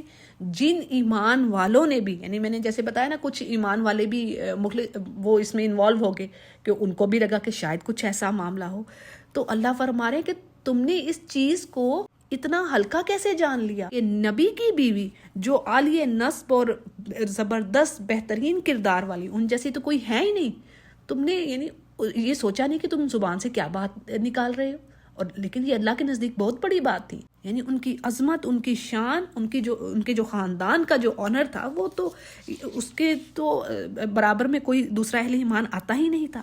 تو جی ایمان والوں کو بھی تنبیہ کے ساتھ ساتھ یہاں پر حد کا بھی بتا دیا گیا، یعنی پچھلے پیج پر ہم نے حد پڑھ لی نا، سب سے پہلے یہ چیز آ گئی ہے، یعنی اب کسی نے آئندہ سے کسی بھی پاک دامن عورت پر بغیر کسی ثبوت کے، بغیر کسی گواہ کے بہتان لگایا تو اس کے لیے یہ 80 کروڑوں کی سزا تجویز کر دی گئی، اور مومنوں کو میسج دے دیا گیا کہ بھائی تمہارا تو حق یہ بنتا تھا کہ تم سنتے ہی یہ کہتے کہ ہمیں تو ایسی بات منہ سے نکالنی بھی جائز ہی نہیں ہے، یعنی یہ ڈائریکٹ براہ راست رسول کریم کی عزت و آبرو کا مسئلہ تھا، اور وہ نبی جو خیر البشر، جو سید الانبیاء ہیں، انبیاء کے لیڈر تھے، یہ تو ان کے ساتھ یہ چیز جڑ رہی تھی، اور منافقین کی ایسی حرکت قابل برداشت نہیں تھی۔ تو سبحان اللہ، اللہ نے 7 آسمانوں سے یا آپ کی برات، آپ کی پاک دامنی عائشہ رضی اللہ عنہا کی یہ آیات نازل فرمائی۔ اور پھر جی آگے ہمیں کیا بات مل رہی ہے کہ مومنوں میں جو فحاشی کو، بے حیائی کو یا بدکاری کی جھوٹی خبروں کو پھیلائے گا، اللہ کہہ رہے ہیں کہ اس کو دنیا اور آخرت میں عذاب دیا جائے گا۔ اور اس میں وہ لوگ بھی آ رہے ہیں جو دن رات ایک مسلمان معاشرے میں اخبارات، میڈیا، کسی قسم کا میڈیا لے لیں، ریڈیو، ٹی وی، فلمی، ڈرامے، ان کے ذریعے بے حیائی پھیلا رہے ہیں اور گھر گھر اسے پہنچا رہے ہیں۔ اور اس سے کیا ہو رہا ہے؟ آئندہ آنے والی نسلوں میں بے حیائی پھیل رہی ہے، برائی گھر گھر پھیلی ہوئی ہے، نوجوان بچے اور بچیاں جو چیزیں یعنی حیا ہی اٹھتی جا رہی ہے۔ اور ہم کیا پڑھتے ہیں حدیث میں کہ جہاں پر حیا نہیں وہاں پر ایمان نہیں، یعنی یہ دونوں چیزیں اکٹھی آتی ہیں، اکٹھی ہی جاتی ہیں حدیث کے مطابق، اوتھینٹک حدیث کے مطابق۔ جس میں حیا ہوگی اسی میں ایمان ہوگا، جس میں حیا نہیں اس میں ایمان بھی نہیں۔ اور آج جو حالات ہیں ان پر تو کوئی بات ہی نہیں کر سکتے ہم، کیا حال رہ گیا۔ تو بس اللہ تعالی ہمارے بچوں بچیوں کو اس بے حیائی کے شر سے بچائے، اللہ انہیں اپنے راستے پر رکھے، شیطانی ہتھ کنڈوں سے بچائے، شیطانی حملوں سے بچائے، جو کہ آج کام بڑا ہی مشکل ہو گیا ہے۔ تو بس اللہ فرماتے ہیں کہ یہ اللہ کا فضل اور رحمت ہے، نہیں تو یہ جو حرکتیں ہم کر رہے ہیں نا، یہ ہمیں کسی جگہ نہ چھوڑے۔ اگلے پیج کو دیکھتے ہیں جی، آیت نمبر 21 سے۔ تو پہلی چیز جو آ رہی ہے بینیفٹس آیات کے، ایمان والوں سے کہا جا رہا ہے کہ شیطان کو فالو نہ کرو، اس کے سٹیپس پر نہ چلو، وہ تمہیں یعنی برائی اور بے حیائی کا ہی حکم دے گا۔ جو پیچھے بات ہوگی یعنی میڈیا کے تھرو، وسپرنگ کے تھرو، یہ آپ کو بے حیائی کی طرف ہی لے کر جائے گا، جہنم ہی کی طرف لے کے جائے گا نا۔ یہ تو اس نے کہہ دیا ہوا نا، کئی جگہوں پر تو بات پڑھ لی، اس نے کہا میں چھوڑوں گا نہیں آدم کی اولاد کو، میں ان کو ضرور بہکاؤں گا، سیدھے راستے کی طرف میں آنے نہیں دوں گا، اوپر سے، نیچے سے، دائیں سے، بائیں سے، ہر طرف سے میں اٹیک کروں گا۔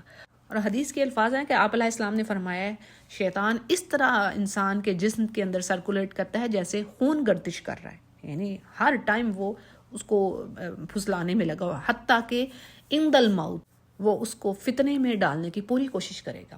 आगे बड़ी ही खूबसूरत बात, यानी अल्लाह फरमा रहे हैं अगर अल्लाह की रहमत और करम तुम पर ना होता तो तुम में से कोई भी पाक ना होता। यानी अब देखें कुछ मुसलमान उसमें मुलविस हो गए ना उस तोहमत में, और कुछ मुसलमान बच गए।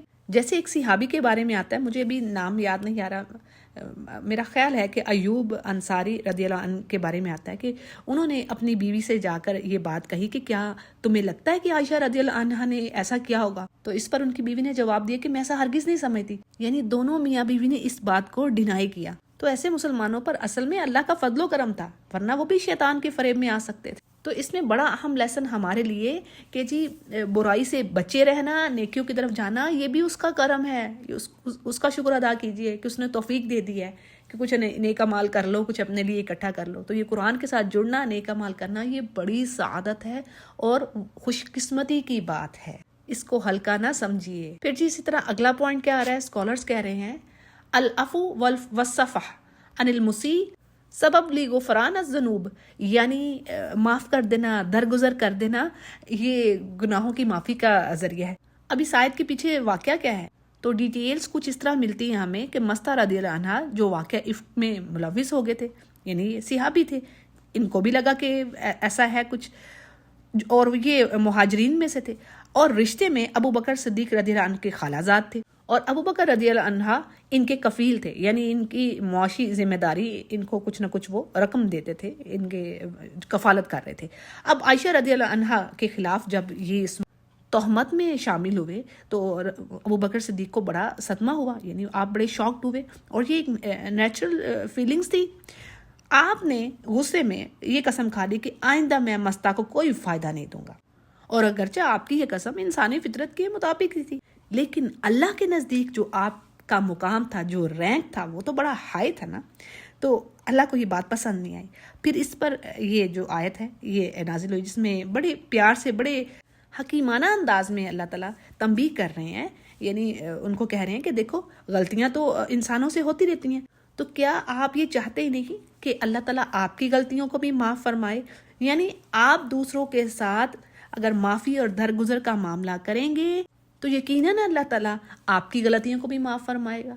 तो देखें सुबहान अल्लाह, यानी अल्लाह को किस कदर महबूब कि अल्लाह ने आपके ऑनर में आयतें नाजिल कर दी, और अल्लाह का ये वे ऐसा इफ़ेक्टिव रहा कि अबू बकर सिद्दीक रज़ियल्लाहु अन्हु ने जैसे ही यानी ये आयत सुनी तो वो पुकार उठे कि क्यों नहीं है हमारे रब, यानी हम तो ये ज़रूर चाहते हैं कि तू हमें माफ़ फरमा। तो इसके बाद उन्होंने अपनी कसम का कफ़ारा अदा किया, और ये भी बात आती है रवायात में कि उन्होंने मस्ता की पहले से ज़्यादा मदद करनी शुरू कर दी, और कहा कि ये अल्लाह तेरी खातिर। फिर जी अगली बात क्या आ रही है, यानी पाक दामन औरतों पर तोहमत लगाना, ये मेजर सिंस में से बात आ रही है, और ना सिर्फ दुनिया में इन पर लानत की जा रही है बल्कि आखिरत में इनके लिए बहुत बड़ा अजाब है, और इनके हाथ पांव उस दिन गवाही देंगे। यानी ये बात कई जगहों पर आई है, सूरह फुसिलत में भी बात आती है कि मुजरिम उस दिन खुद तो वो झूठ बोलेगा ही, क्योंकि ये भी कुरान करीम में आया, वो कहेगा मैं तो शिरक करता ही नहीं था, मैंने तो ये काम नहीं किए। तो क्या होगा, उसके मुंह को सील्ड अप कर दिया जाएगा,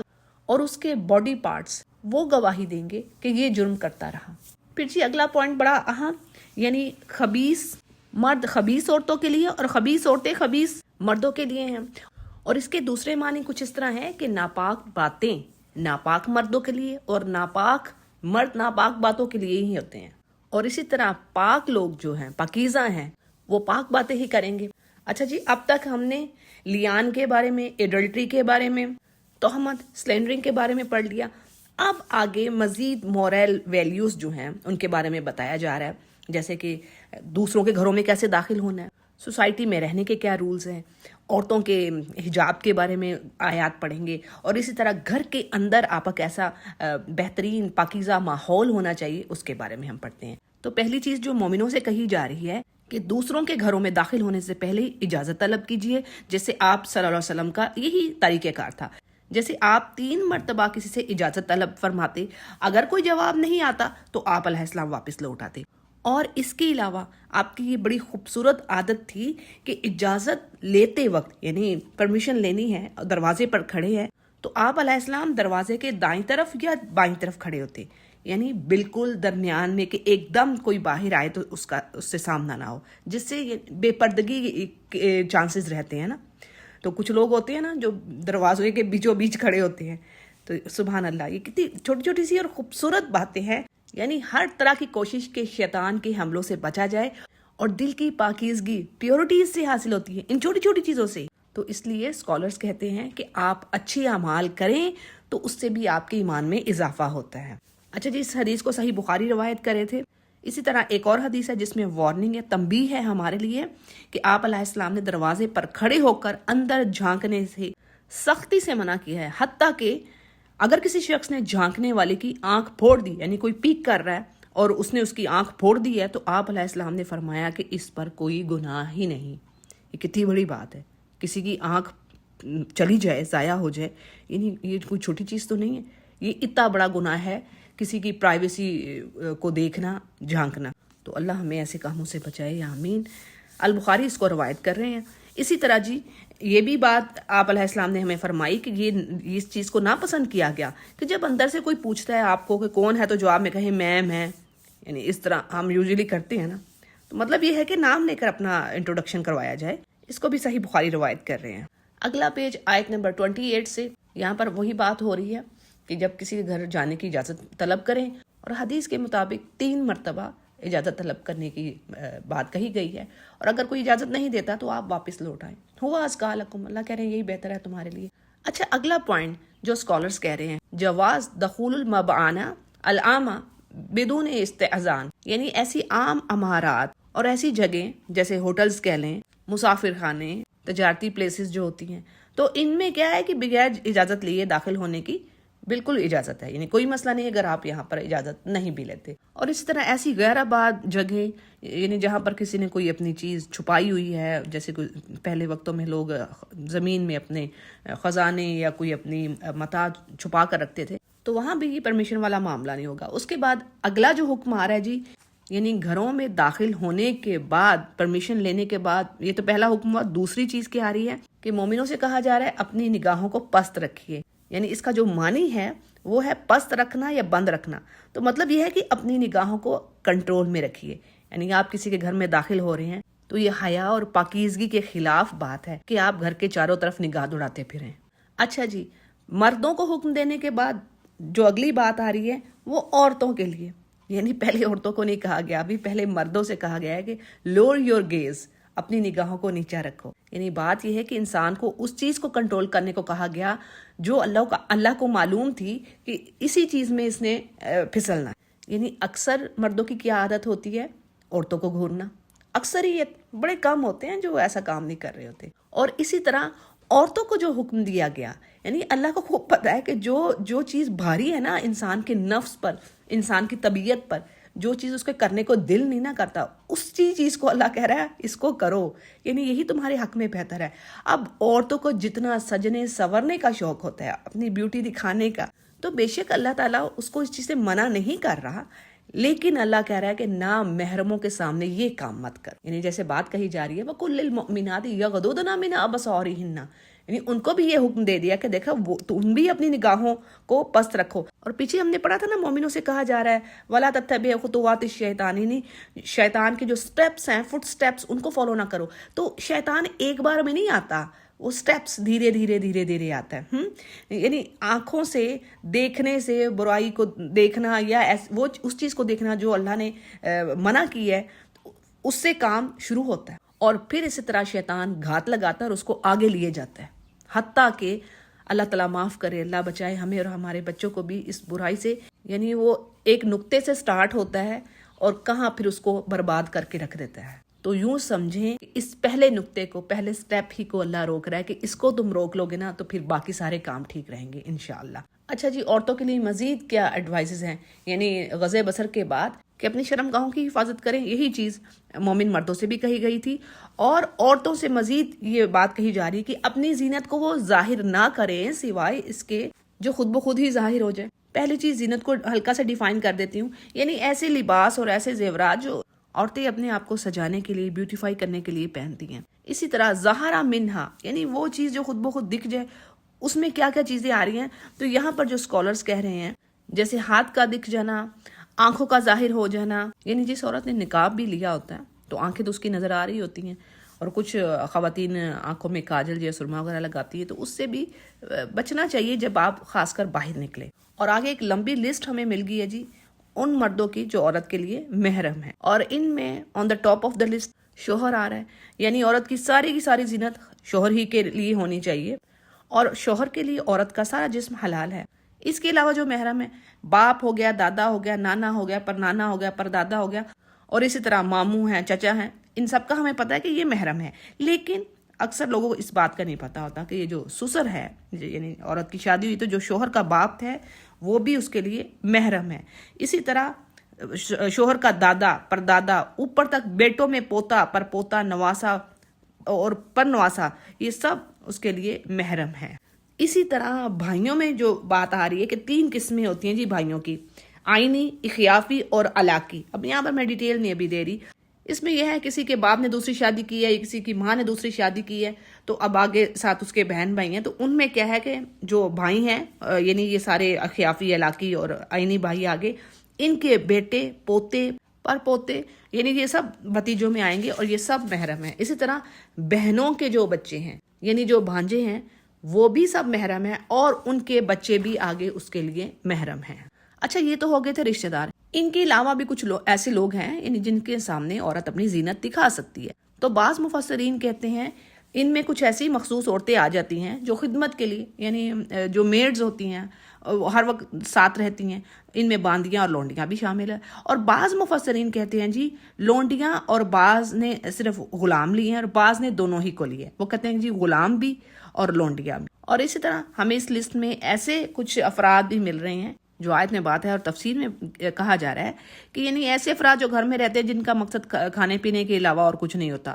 اور بعض مفسرین کہتے ہیں جو کچھ بے وقوف یا نامرد اور خسی، اور بعض نے بالکل بوڑھے لوگ، یعنی کچھ بہت بوڑھے لوگ یا کچھ جو ایسے جو نامرد ہیں، اور اسی طرح ایسے بچے جو ابھی بالغ ہی نہیں ہوئے، انہیں عورتوں کی جو پردے کی باتیں ہیں ان کے بارے میں کچھ پتہ ہی نہیں ہے، تو ان کے سامنے عورت اپنی زینت بھی دکھا سکتی ہے۔ اسی طرح ایک اور بڑی خوبصورت ایڈوائس عورتوں کے لیے، ہر وہ چیز دیکھیں جو کہ عورتیں دل کو ان کو پسند ہوتی ہے، اس چیز سے منع کیا، یعنی جو چیز اس کے فائدے کے لیے ہے۔ اب دل تو پسند کر رہا ہے لیکن انفیکٹ اس میں اس کا فائدہ نہیں ہے، تو کہا جا رہا ہے کہ عورتیں ایسے زیور کو مت پہن کے چلیں جن سے ساؤنڈ پیدا ہوتی ہے، آواز آتی ہے اور لوگ اٹریکٹ ہوتے ہیں اس کی طرف، یہ کام نہ کرے۔ پھر اسی طرح ایسی جوتی نہ پہن کے چلے جس سے ٹک ٹک کی آواز آئے، تو آپ دیکھیں اب ہائی ہیلز جو ہیں ویسے ہی منع کیا جا رہا ہے۔ اور اسی طرح حدیث میں یہ بات آ رہی ہے کہ عورت کے لیے خوشبو لگا کر گھر سے نکلنا بالکل جائز نہیں ہے، اور جو عورت ایسا کرتی ہے وہ بدکار ہے۔ ترمذی اس کو روایت کر رہے ہیں، یعنی اتنی سخت وارننگ ہے کہ آپ خوشبو لگا کے گھر سے باہر نہیں نکلیں۔ دیکھیں، اس کا مطلب یہ نہیں کہ آپ بدبودار کپڑے پہنے رکھیں یا آپ سے بو آ رہی ہو، ایسا نہیں۔ ایک مومنہ مسلمہ کے لیے صاف ستھرے کپڑے ہوں، لیکن خوشبو سے بالکل پرہیز کرنا ہے۔ ہاں، اپنے گھر میں آپ جب آتی ہیں یا آپ جیسے کسی ادارے میں پڑھانے جا رہی ہیں، وہاں پر صرف عورتیں ہی ہیں۔ یہاں پر ایسے ہوتا ہے کہ مدرسوں میں جائیں یا عورتوں کے جو سکولز ہوتے ہیں، جب آپ اندر چلے جاتے ہیں تو پھر مرد نہیں ہوتا، یعنی صرف عورتیں ہی ہوتی ہیں۔ کوئی ایسا سیشن ہوتا ہے، ایسی بلڈنگ ہوتی ہے، تو وہاں پر آپ اندر جا کے بالکل خوشبو لگا لیں، جو جیسا مرضی کر لیں، لیکن جو راستہ ہے جہاں سے گزر کر آپ نے آنا ہے، وہاں پر آپ کو ہرگز خوشبو استعمال نہیں کرنی۔ اور آیت کے آخر میں جو اللہ فرما رہے ہیں وَتُوبُوا إِلَى اللَّهِ جَمِيعًا أَيُّهَا الْمُؤْمِنُونَ لَعَلَّكُمْ تُفْلِحُونَ، یعنی سب کے سب تم اللہ کے ہاں توبہ کرو۔ یعنی سب کو حکم دینے کی حکمت کیا ہے، وزڈم کیا ہے اس میں، کہ ظاہر زمانہ جاہلیت میں یہ جو باتیں اللہ بتا رہا معلوم تو نہیں تھی ایمان والوں کو، اور ان سے کچھ خطائیں تو لازمی ہوئی ہوں گی، تو اللہ کہہ رہے ہیں تم سب کے سب اللہ کی طرف سچے دل سے توبہ کرو۔ اور بے شک جنہوں نے یہ کام کر لیے، پیچھے کتنے ہم نے شرعی لاز پڑھ لیے، یعنی جنہوں نے ان کاموں کو پکڑ لیا جو اللہ کے فرمان ہے، تو انشاءاللہ وہ فلاح پائیں گے۔ اگلے پیج کو دیکھتے ہیں جی، آیت نمبر 32 سے۔ یہاں پر بھی جو حکم آ رہا ہے نا، وہ بھی معاشرے کے لیے بڑی ہی زبردست بات ہے۔ یعنی یہ سورہ نور جو ہے، ساری کی ساری سورہ، اس میں اتنے احکامات ہیں اور سب سوسائٹی کے بینیفٹس کے لیے۔ یعنی پیچھے ایڈلٹری سے روکا گیا، تہمت سے روکا گیا نا، اب اللہ طریقہ بتا رہا ہے کہ دیکھو اس چیز سے تم بچو گے کیسے، ان برائیوں سے کیسے بچیں گے ہم، بے حیائی سے، برائی سے۔ تو سلوشن بتا دیا گیا، نکاح کرو۔ آپ علیہ السلام نے کیا فرمایا کہ نکاح میری سنت ہے اور جس نے میری سنت سے اعراض کیا، یعنی یہاں پر جو ورڈ آ رہے ہیں فمن راغب عن سنتی فلیس منی، جس نے میری سنت سے منہ پھیرا وہ مجھ سے نہیں ہے. اس کو بخاری روایت کر رہے ہیں. اسی طرح کیا بات آتی ہے، جس نے نکاح کر لیا اس نے اپنے ایمان کو بچا لیا، یعنی برائیوں سے بچ گیا نا. اور آج ہم کیا کر رہے ہیں، نکاح کو مشکل ترین کام بنا دیا ہے اور زنا کو آسان کر دیا ہے. دیکھیں اگر تعلق کی بات کی جائے تو نکاح میں بھی تعلق مرد اور عورت کا ہوتا ہے اور ایڈلٹری میں بھی تعلق ہوتا ہے. اگر آپ نے فرق دیکھنا ہے، فرق کیا ہے، یعنی نکاح کے کچھ پرپسز ہیں، آبجیکٹیوز ہیں. یہ نہیں کہ 4 دن اس عورت سے آپ نے تعلق بنایا، انجوائے کیا اور اس کے بعد اس کو چھوڑ دیا، جیسے کہ گرل فرینڈز کے ساتھ ہوتا ہے، یا کوئی زانی مرد کسی زانی عورت سے کرتا ہے.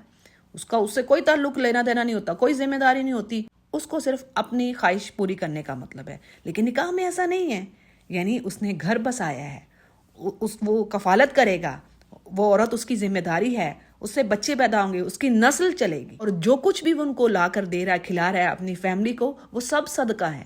حدیث کے الفاظ ہے نا، آپ علیہ السلام نے فرمایا کہ جو تم اپنی بیوی کے منہ میں ڈال رہے ہو وہ صدقہ ہے. تو زناکار کے لیے تو یہ بات نہیں نہ کہی گئی. پوائنٹس کو سمجھنے کی ضرورت ہے. زناکار کے لیے تو کوئی ذمہ داری نہیں ہے، ٹھیک ہے. اور ایک جو گھر کا مرد ہے، سربراہ ہے، اس کو پوچھیں اس کے دماغ میں کتنی پریشانیاں ایٹ اے ٹائم چل رہی ہوتی ہیں. اس نے کیسے کفالت کرنی ہے، اپنے بچوں کو پڑھانا ہے، کسی بچے کا یہ مسئلہ ہے، کسی گھر کا بل آ گیا ہے، سواری کے اخراجات ہیں، خوشیوں کے موقع آتے ہیں، پریشانیوں کے موقع آتے ہیں، وہاں پر خرچ کرنا پڑتا ہے. تو کیا وہ انسان جو ساری زندگی کھپ جاتا ہے اپنی فیملی کے لیے، اور ایک وہ انسان جو زانی ہے، بس چند دن اس نے انجوائے کیا، اس کے بعد اس نے کسی اور دوسری طرف راہ لے لی، کیا وہ برابر ہو سکتے ہیں؟ یعنی ہمیں صرف آیتیں نہیں پڑھنی، ہمیں چیزوں کو سمجھنا ہے اور آگے میسج دینا ہے، انڈرسٹینڈ کرنا ہے کہ بھی فرق کیا ہے. یہ کتاب سمجھ کے لیے آئی ہے، تدبر کے لیے آئی ہے. ہمیں سوچنا ہے، سمجھنا ہے اور آگے اس بات کو پہنچانا ہے دلائل کے ساتھ. تو جی میسج آ رہا ہے ایمان والوں کے لیے کہ اپنے غلام اور لونڈیاں، یعنی جو نکاح کرنا چاہتے ہیں لیکن وہ استطاعت نہیں رکھتے، تو ان کے نکاح کرواؤ، یعنی ان کی مالی مدد کرو، اور اللہ ضرور ان کی تنگ دستی کو وسعت میں اپنے فضل سے ان کے رزق کو بڑھا دے گا. حدیث میں الفاظ آتے ہیں جی 3 شخص ہیں جن کی اللہ ضرور مدد کرتا ہے. نمبر 1 نکاح کرنے والا، یعنی اگر اس کی وہ تنگ دست ہے، اور یہ تو دنیا میں چیزیں دیکھی گئی ہیں. یقین کیجئے کہ آپ بچوں کی شادیاں کریں تو جو ان کی جو تنخواہیں ہیں وہ اللہ کی طرف سے بڑھ جاتی ہیں، یعنی کچھ نہ کچھ اللہ ان کو پتہ نہیں کہاں سے فائدہ ہو جاتا کہ آپ اندازہ نہیں کر سکتے. تو نکاح جی 3 جو لوگ آ رہے ہیں جن کی اللہ مدد کرتا ہے. نمبر 1 نکاح کرنے والا. نمبر 2 وہ غلام جو ادائیگی کی نیت رکھتا ہے، یعنی اپنی جان چھڑوانا چاہتا ہے اور چاہتا ہے کہ وہ پیسے ادا کرے. نمبر 3 جو اللہ کی راہ میں جہاد کرے. ترمذی اس کو روایت کر رہے ہیں. اچھا جی اسی طرح اب وہ لوگ یعنی جو فائنینشلی اسٹرانگ نہیں ہیں، طاقت نہیں رکھتے کہ وہ گھر آباد کر سکیں، شادی کر سکیں، کوئی علیحدہ گھر میں عورت کو رکھ سکیں یا شادی کے اخراجات برداشت کر سکیں، تو ان کے لیے کیا ہے کہ نفلی روزے رکھنے کی انہیں تاکید کی گئی ہے. جیسے کہ آپ علیہ السلام نے فرمایا نوجوانوں کی جماعت تم میں سے جو شادی کی طاقت رکھتا ہے اسے وقت پر شادی کر لینی چاہیے، اور جو شادی کرنے کی طاقت نہیں رکھتا تو اس کو چاہیے کثرت سے نفلی روزے رکھے، اس کی جنسی خواہش اس سے کنٹرول میں رہے گی. بخاری اس کو روایت کر رہے ہیں. اور اسی طرح ایک پوائنٹ یہاں پر آ رہا ہے، یعنی وہ غلام جو اپنے مالک سے ایگریمنٹ کر لے، کوئی معاہدہ کر لے کہ میں اتنی رقم جمع کر تمہیں ادا کر دوں گا تو آزادی کا مستحق ہو جاؤں گا، یعنی میں آزاد ہو جاؤں گا. تو اس پر یہ کہا گیا ہے، یعنی اگر تمہیں معلوم ہے کہ وہ سچا ہے اور امانت دار ہے تو اس سے یہ معاملہ طے کر لو، یعنی ایگریمنٹ کر لو. اور یہ بھی کہا گیا ہے کہ اس کے یعنی وہ اگر رقم کما رہا ہے کوئی محنت کر کے اپنے آپ کو آزاد کروانے کے لیے، تو اس میں بھی اس کی مدد کرو. یعنی ہر پاسبل وے سے غلامی کو ڈسکریج کیا گیا ہے. اسی لیے زکوٰۃ کے مصارف میں وفر رقاب، یعنی گردنیں آزاد کرانا، تو یہ ان غلاموں کی آزادی پر بھی زکوٰۃ کی رقم خرچ کی جا سکتی ہے. لیکن آج کے دور میں اب کیا ہے، ٹھیک ہے نا، آج کے دور میں انسان سوچے کہ یہ کیا ہے. تو اس پر اسکالر کہتے ہیں جی کہ آج کے دور میں وہ شخص جو یعنی انتہائی مقروض ہو گیا، اس کے پاس کچھ نہیں ہے، رول رہا ہے، وہ قرضہ بھی ادا کرنا ہے اور گھر والوں کی ضروریات کو بھی پورے کرنے کے لیے اس کے پاس اخراجات نہیں ہیں، تو ایسے لوگوں کے جو قرضے ہیں آپ وہ قرضہ اس کا عطا کر دیجئے. تو یہ بھی ایک غلام آزاد کرنے کے برابر ہے، یہ آج اسکالر کہہ رہے ہیں. ایک اور اہم پوائنٹ، یعنی زمانہ جاہلیت میں لوگ کیا کرتے، اپنی لونڈیوں کو بدکاری کرنے پر مجبور کرتے، برا کام کرنے پر اس کو کہتے اور اس سے پھر فائدہ لیتے، یعنی وہ جو مال کماتی اس سے فائدہ حاصل کرتے. تو اسلام ایسی کمائی کو حرام قرار دیتا ہے، یعنی بالکل منع ہے. اس حدیث کو بھی مسلم روایت کر رہے ہیں. اور بڑی اہم حدیث یہاں پر آ رہی ہے، یعنی جن لونڈیوں سے جبراً مجبور کیا جا رہا ہے یہ کام بے حیائی کا کروانے کے لیے، کوئی اس کو فورس کر رہا ہے، تو گنہگار کون ہوگا؟ اس کا مالک ہوگا. اس سے اور چیز بھی ہمیں پتہ چلتی ہے، یعنی کوئی بھی ایسا کام، ایسا برا کام جو اللہ نے حرام قرار دیا ہے، لیکن کوئی آپ سے زبردستی کروا رہا ہے، یعنی جبراً کروا رہا ہے، آپ کا اس میں یعنی آپ کی انٹینشن نہیں ہے، تو حدیث کے الفاظ ہیں کہ آپ علیہ السلام نے فرمایا میری امت سے خطا، یعنی جو غلطی سے کام ہو گیا، جان بوجھ کے نہیں کیا، نسیان جو بھول چوک سے ہو گیا، آپ کو علم نہیں تھا. خطا اور نسیان دونوں اس طرح کی چیزیں، یعنی علم نہ ہونا، پتہ نہ ہونا، انٹینشن نہ ہونا. اور اسی طرح ایسے کام جو جبراً کرائے گئے ہیں، جو کسی کو مجبور کرتا ہے نا برے کام، وہ اس کرنے والے کو کوئی نقصان نہیں ہے، تو یعنی اس پر گناہ معاف ہے. ابن ماجہ کی یہ حدیث ہے. اگلی آیت بڑی ہی خوبصورت، یعنی اللہ نور السماوات والارض، یعنی اللہ نور ہے آسمان و زمین کا. اگر اللہ نہ ہوتا تو کسی کو ہدایت نہ نصیب ہوتی، اور وہی روشنی دینے والا ہے. اسی طرح اس کتاب کو یعنی قرآن کریم کو بھی اللہ نے نور کہا ہے، اور رسول کریم صلی اللہ علیہ وسلم کو صفات کے حساب سے، ٹھیک ہے، ویسے تو آپ بشر ہیں، قرآن کریم میں الفاظ آتے ہیں انا بشر مثلکم، لیکن صفات کے حساب سے آپ نور ہیں. یعنی ان دونوں کے ذریعے، قرآن اور رسول کریم کے ذریعے، انسانوں کی جو تاریک زندگی ہیں، جو جہالت کے اندھیرے ہیں، جو ظلمات ہیں، وہ چھٹ گئے، اور روشنی، خوبصورتی، پاکیزہ زندگی. سبحان اللہ، اللہ کا کرم. الحمدللہ، الحمدللہ، جتنی بار بھی الحمدللہ ساری زندگی سجدے میں ہم پڑھے رہے، تو یعنی اللہ کی نعمت کہ اللہ نے ہمیں ایمان والا کیا ہے، اتنی خوبصورت زندگی گزارنے کا موقع دیا ہے. کافروں کی حالتوں کو، ان کی زندگیوں کے، ان کے ریلیجنس کو دیکھیں تو انسان توبہ کر اٹھتا ہے کہ ان کو سمجھ ہی نہیں وہ کن چیزوں میں پڑے ہوئے ہیں. تو جی اللہ کی ذات نور ہے، اور یہ ظاہری اور معنوی دونوں طرح سے ہے. اور آگے کیا پوائنٹ آ رہا ہے، یعنی اسکالرز کہہ رہے ہیں جو قلب مومن ہے، نیرا بنور الفطرہ، یعنی مومن کے دل میں جو ایمان اور ہدایت کا نور ہے، یہ ایمان اور ہدایت، یہ نور ہے، یہ لائٹ ہے. اور اس کی مثال، یعنی مومن کے دل کی مثال کو اللہ نے ایسے ہی لیا ہے جیسے کوئی چراغ ہے جو شیشے کی قندیل میں ہے اور صاف شفاف تیل سے روشن ہو، یعنی پاکیزہ تیل سے وہ چراغ جل رہا ہے، روشنی دے رہا ہے. تو بات یہ ہے کہ یہ ایمان اور اسلام، جس کا دل اس نور سے بھر گیا تو بس وہ یعنی اللہ اس کو پھر اس سے آگے بڑھاتا ہے، رہنمائی کرتا ہے اسی خوبصورت راستے کی طرف، اور دنیا آخرت کی بلیسنگز کے دروازے اس کے لیے کھل جاتے ہیں. پھر جی اسی طرح ہمیں مساجد کے آداب، مینرز کیا ہیں، وہ ہمیں بات پتہ چل رہی ہے. یعنی منع کیا جا رہا ہے کہ مسجدوں کو میں گندگی، لغویات اور غیر مناسب باتیں اور ایسے ایکٹس جن کا ورشپ سے کوئی لینا دینا نہیں ہے، اس سے ریلیٹڈ نہیں ہے، تو ایسی چیزوں سے بچنا ہے. اور مسجدوں کو یعنی اس کی بلڈنگز کو بڑا عالی شان اور بڑا سجانے کی ضرورت نہیں ہے، اسے بھی منع کیا گیا ہے، بلکہ مسجدیں تو آباد ہوتی ہیں انسانوں کے آنے سے. اگلے پیج کی آیات کے بینیفٹس کو دیکھ لیتے ہیں. آیت نمبر 37 سے پہلی چیز جو آ رہی ہے جی، اسکالرز کہہ رہے ہیں موازنۃ المؤمن بین المشاغل الدنیویہ والاعمال اخرویہ امر لازم، یعنی ایمان والوں سے کہہ دیا گیا کہ اگرچہ تم دنیا کے کاموں میں، دنیا کے افیئرز میں بری طرح سے پھنسے ہوئے ہو، لیکن جو اللہ کے خالص بندے ہیں، جو تقوی رکھنے والے ہیں، اللہ کا خوف رکھنے والے ہیں، وہ یقیناً ان دنیاوی کاموں میں، اگرچہ آپ کاروبار کر رہے ہو، تجارتیں کر رہے ہو، خرید و فروخت ہو رہی ہے، لیکن یہ مومنوں کو اللہ کے ذکر سے، نماز سے غافل کرنے والی چیز نہیں ہونی چاہیے. جیسے ایک اسکالر کا کہنا ہے کہ مومن کی زندگی ہی 5 وقت نماز کے اراؤنڈ گھومتی ہے. آپ کے جو سارے دن کا جو شیڈول ہے وہ نماز کے اراؤنڈ ہونا چاہیے، کہ بھی ظہر سے پہلے میں نے یہ کام کر لینا ہے، عصر تک میں نے ایسا کرنا ہے، یا عصر کے بعد پھر میں نے یہ کام کرنا ہے، مغرب تک اس کام کو کمپلیٹ کرنا ہے. تو یہ ہے جی بندہ مومن کے دن کے گزارنے کا طریقہ، اور اسی طرح اس پر پوری زندگی ہوگی. آگے اللہ سبحانہ تعالیٰ ایک پرسونیفیکیشن، ایک مثال دے کر کافروں کے اعمال یا ان کی نیکیاں، سوسائٹی کو فائدہ دے رہے ہیں، ڈونیشن دے رہے ہیں، چیریٹیز کر رہے ہیں، تو یہ چیز اللہ کے ہاں مقبول نہیں ہے. اسی طرح قریش کے جو کافر تھے، یعنی آپ علیہ السلام کی نبوت سے پہلے، وہ کیا کرتے تھے؟ صدقہ خیرات کرتے تھے، صلہ رحمی، بیت اللہ کی تعمیر کرتے، حاجیوں کو پانی پلاتے. تو بڑی خوبصورت مثال سے اللہ نے اس چیز کو ڈیفائن کیا ہے کہ یہ ان کے جو اعمال ہیں نا ایسے ہیں جیسے ڈیزرٹ میں آپ دیکھیں نا تو دور سے بعض اوقات ریت چمکتی ہوئی یوں نظر آتی ہے جیسے کہ وہ پانی ہے، یا پھر ایسے بھی لگتا ہے جیسے ہم عام ٹریول کرتے ہیں تو دیکھتے ہیں، یوں لگ رہا ہوتا ہے کہ جیسے نا وہ دور سے کوئی روڈ ہے، بلیک کلر کی نا چیز دکھ رہی ہوتی ہے، لیکن ایسا نہیں ہوتا. یہ نظر کا دھوکہ ہوتا ہے، جو ریفلیکشن ہوتی ہے ریس کی، تو وہ دور سے تو ایسے لگ رہی ہوتی ہے کہ پانی ہے، لیکن جیسے قریب جاؤ تو پتہ چلتا ہے اوہو یہ تو ریت تھی. اور یہ جو ان علاقوں میں رہ رہے ہیں نا مڈل ایسٹ میں، ان کو خوب اندازہ ہوگا اس چیز کا. تو بات یہ اللہ فرما رہے ہیں کہ ان کافروں کے یہ جو اعمال ہیں ان کو بڑے اچھے لگ رہے ہیں کہ یہ بڑے نیکیاں کر رہے ہیں، لیکن اللہ کے ہاں ان کا کوئی وزن نہیں ہوگا، اور ان عملوں کو ایسے اڑا دیا جائے گا، یعنی ذرہ ذرہ ہو جائیں گے کہ آنکھ سے دیکھ نہ پائیں گے. یہ قیامت والے دن حال ہوگا، اور اللہ کو اپنا منتظر پائیں گے، یعنی پورا پورا حساب اللہ تعالیٰ ان کو بدلہ دے دے گا. تو جو اسکالرس کہہ رہے ہیں اکارڈنگ ٹو قرآن، عمل صالح کے ایکسیپٹ ہونے کی جو شرط ہے، کنڈیشن ہے، وہ کیا ہے؟ وَهُوَ مُؤْمِنٌ.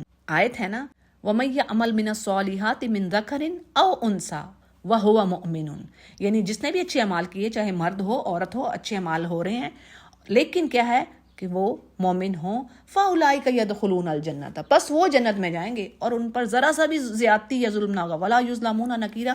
زیادتی کا مطلب کیا ہے؟ یعنی ایسا نہیں ہوگا کہ کوئی نیکیاں زیادہ کر کے لے آئے اور اللہ تو اس کو تھوڑا بدلہ دے، ہرگز نہیں. یعنی تھوڑی سی نیکیاں لائے گا، اللہ نے کہا دے خیر منہا فلاح خیر منہا، بھئی بڑھ کر دوں گا.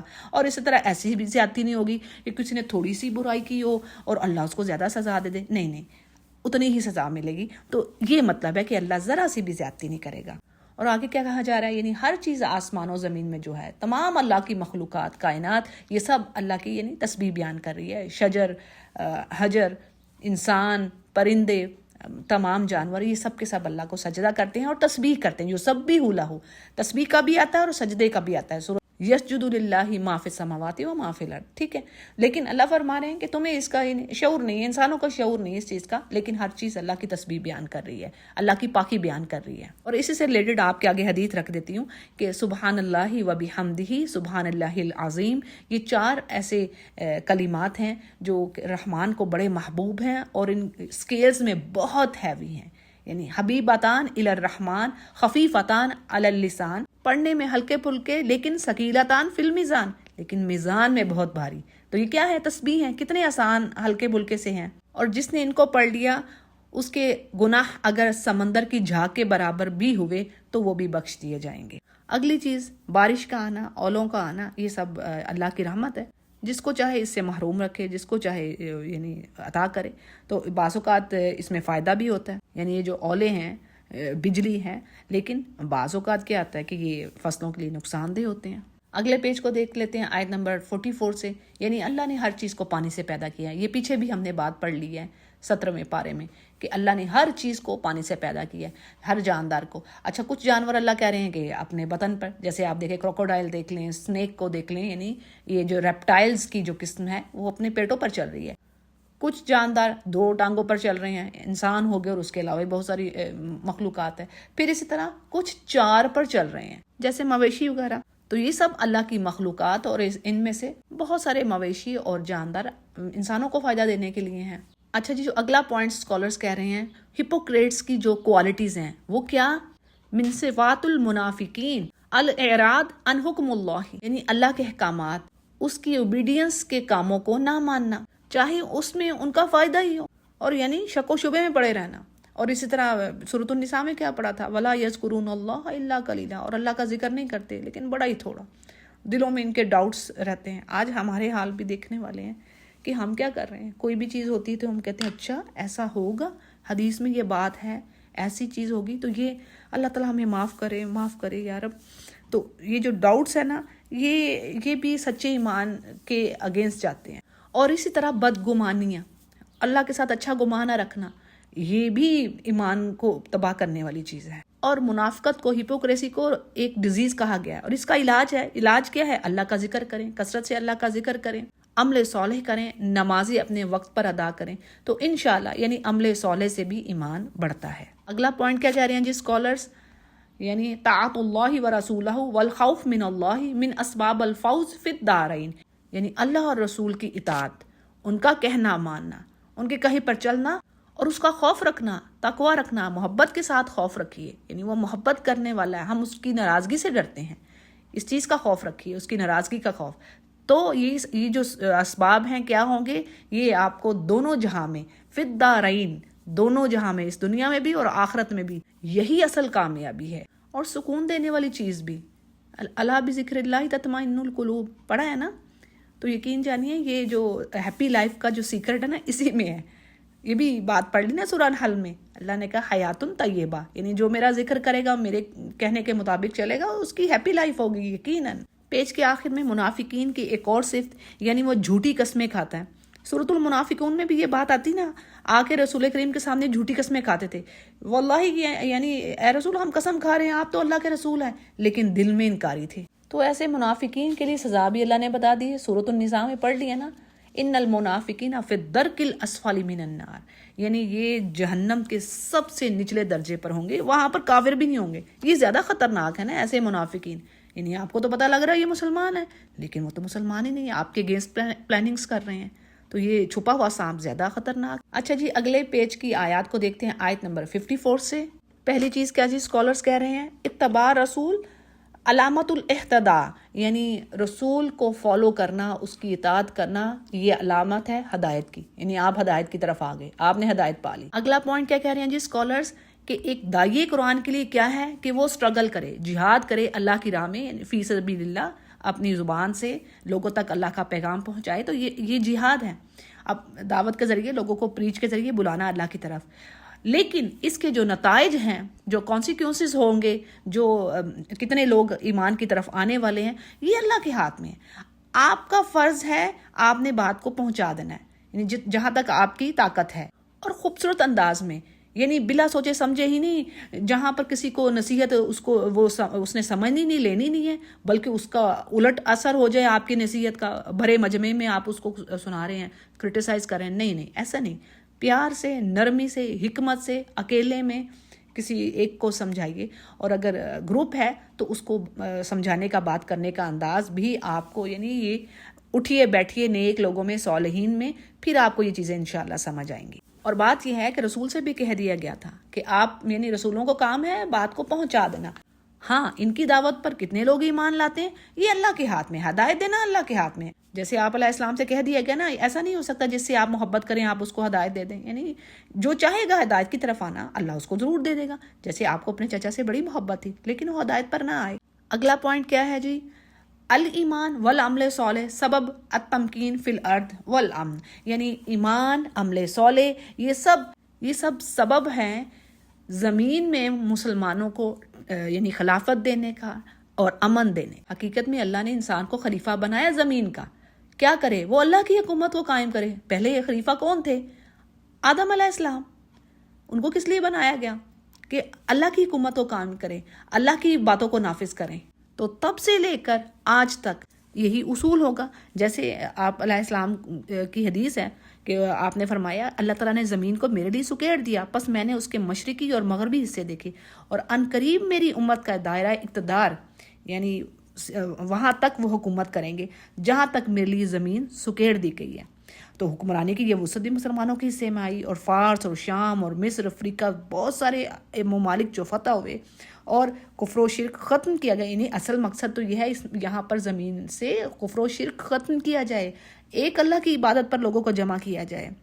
لیکن کیا ہے، یہ کنڈیشن ہے نا ایمان کے ساتھ اور عمل صالح۔ جب یہ چیزیں نہیں رہی مسلمانوں میں، یعنی نہ ایمان رہا نہ عمل صالح، تو اللہ نے پھر وہ ان کی جو عزت تھی وہ ذلت میں بدل دی، پھر وہ جو اقتدار تھا، جو سوورنٹی تھی ان کی، وہ غلامی میں بدل گئی، خوشحالی اور امن خوف اور پریشانی میں بدل گیا۔ پیج کے اگلے حصے میں موضوع چینج ہو گیا، یہاں پر پھر سے گھر کے اندر کے جو مینرز ہیں، آداب ہیں، وہ سکھائے جا رہے ہیں۔ یعنی ڈے میں 3 ٹائمنگز، 3 اوقات، 3 وقت ہیں ایسے جس میں کہا گیا ہے کہ یعنی آپ کے کمروں میں آپ کے بچے، آپ کے غلام میڈس کہہ لیں آج کے ٹائم میں، یعنی جو بھی آپ کے گھروں میں کام کر رہا ہے ان کو چاہیے کہ اجازت لے کر آپ کے کمرے میں داخل ہوں۔ اور یہ 3 ٹائمنگز کون سی ہیں؟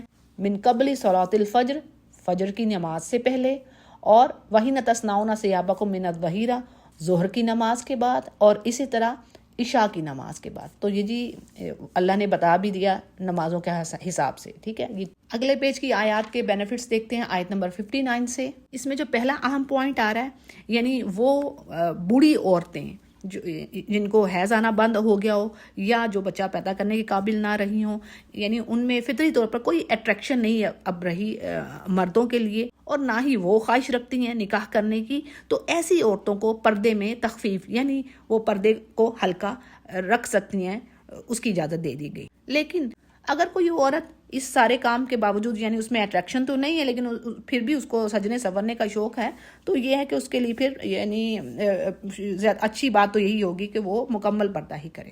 اگلی آیت میں لسٹ دے دی گئی، یعنی ایمان والوں سے کہا گیا کہ تم اپنے باپوں کے گھروں سے، ماؤں کے گھروں سے، بھائیوں کے گھروں سے، چچاؤں کے گھروں سے، پھوپھیوں یا ماؤں یا خالاؤں کے گھروں سے کھانا کھا سکتے ہو، اور اکٹھے بھی کھایا جا سکتا ہے، اس میں بھی کوئی حرج نہیں۔ اگر کوئی علیحدہ علیحدہ کھاتا ہے تو اس میں بھی کوئی حرج نہیں ہے۔ اور اس کی وضاحت میں جو تفسیر میں چیز آ رہی ہے تو یہ کہا جا رہا ہے کہ جہاد میں جاتے ہوئے صحابہ کرام رضی اللہ عنہم یہ کیا کرتے، یعنی جہاد پر جاتے ہوئے معذور جو لوگ ہوتے ان کو گھروں کی چابیاں دے دیتے اور انہیں گھر کی چیزیں کھانے پینے کی بھی اجازت دے دیتے، لیکن یہ معذور صحابہ ان کے گھروں سے یعنی باوجود کہ انہوں نے اجازت دی ہوتی وہ کھانا پینا جائز نہ سمجھتے۔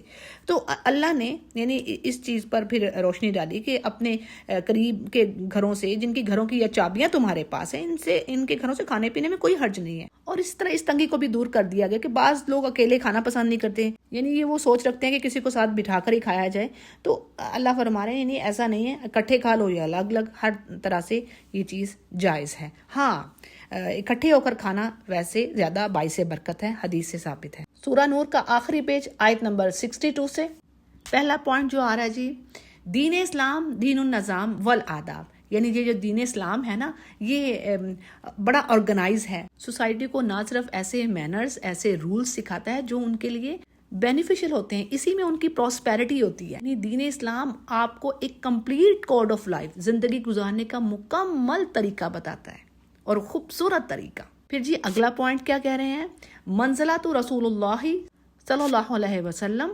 تقتضی توقیرہ و احترامہ اکثر من غیرہ، یعنی آپ علیہ السلام کا جو رتبہ ہے، جو احترام ہے، جو آپ کا آنر ہے، وہ آپ خیر البشر ہیں، سید الانبیاء ہے، تو آپ کا شرف ہر چیز سے بڑھ کر۔ تو مومنوں سے کہا جا رہا ہے کہ جب وہ رسول کے ساتھ ہوں، یعنی کوئی ایسا خاص معاملہ ہے جو سوسائٹی کے لیے ہے یا کسی اور مسلمانوں کے کام کے لیے جمع ہوئے ہیں اور نبی کے ساتھ ہیں، تو اے نبی آپ جس کو چاہیں اجازت دیں، یعنی جب تک نبی اجازت نہ دیں، ایسے موقع پر جہاں پر کوئی مشاورت کرنی ہے انٹرنلی یا کوئی اور طرح کے مسئلے پر بات چیت کرنی ہے، تو ایسے اجلاس میں اہل ایمان تو حاضر ہوتے تھے اس وقت میں بھی، لیکن جو منافقین تھے وہ ایسے موقعوں پر بھی یعنی اس چیز میں شرکت نہ کرتے، آپ سے اجازت لے لیتے، کوئی نہ کوئی بہانہ بنا لیتے۔ پھر جی آخر میں کیا بات آ رہی ہے کہ اللہ کا علم ہر چیز کو احاطہ کیے ہوئے ہیں، وہ زمین و آسمان کی کوئی چیز گھٹتی یا بڑھتی نہیں ہے مگر اس کو پتہ ہے۔ اور اسی طرح اللہ نے فرما دیا نا کہ کوئی پتا زمین پر نہیں گرتا مگر اللہ کے اذن سے، اور اس کو معلوم ہے، حتیٰ کہ کوئی دانہ بھی زمین پر گرے اس کی گہرائیوں میں جائے، لیکن وہ علم رکھتا ہے۔ الحمدللہ سورۃ النور ہماری مکمل ہوئی۔ سورۃ الفرقان کو انشاءاللہ 19ویں پارے میں ہم شروع کرتے ہیں۔ وآخر دعوانا ان الحمدللہ رب العالمین۔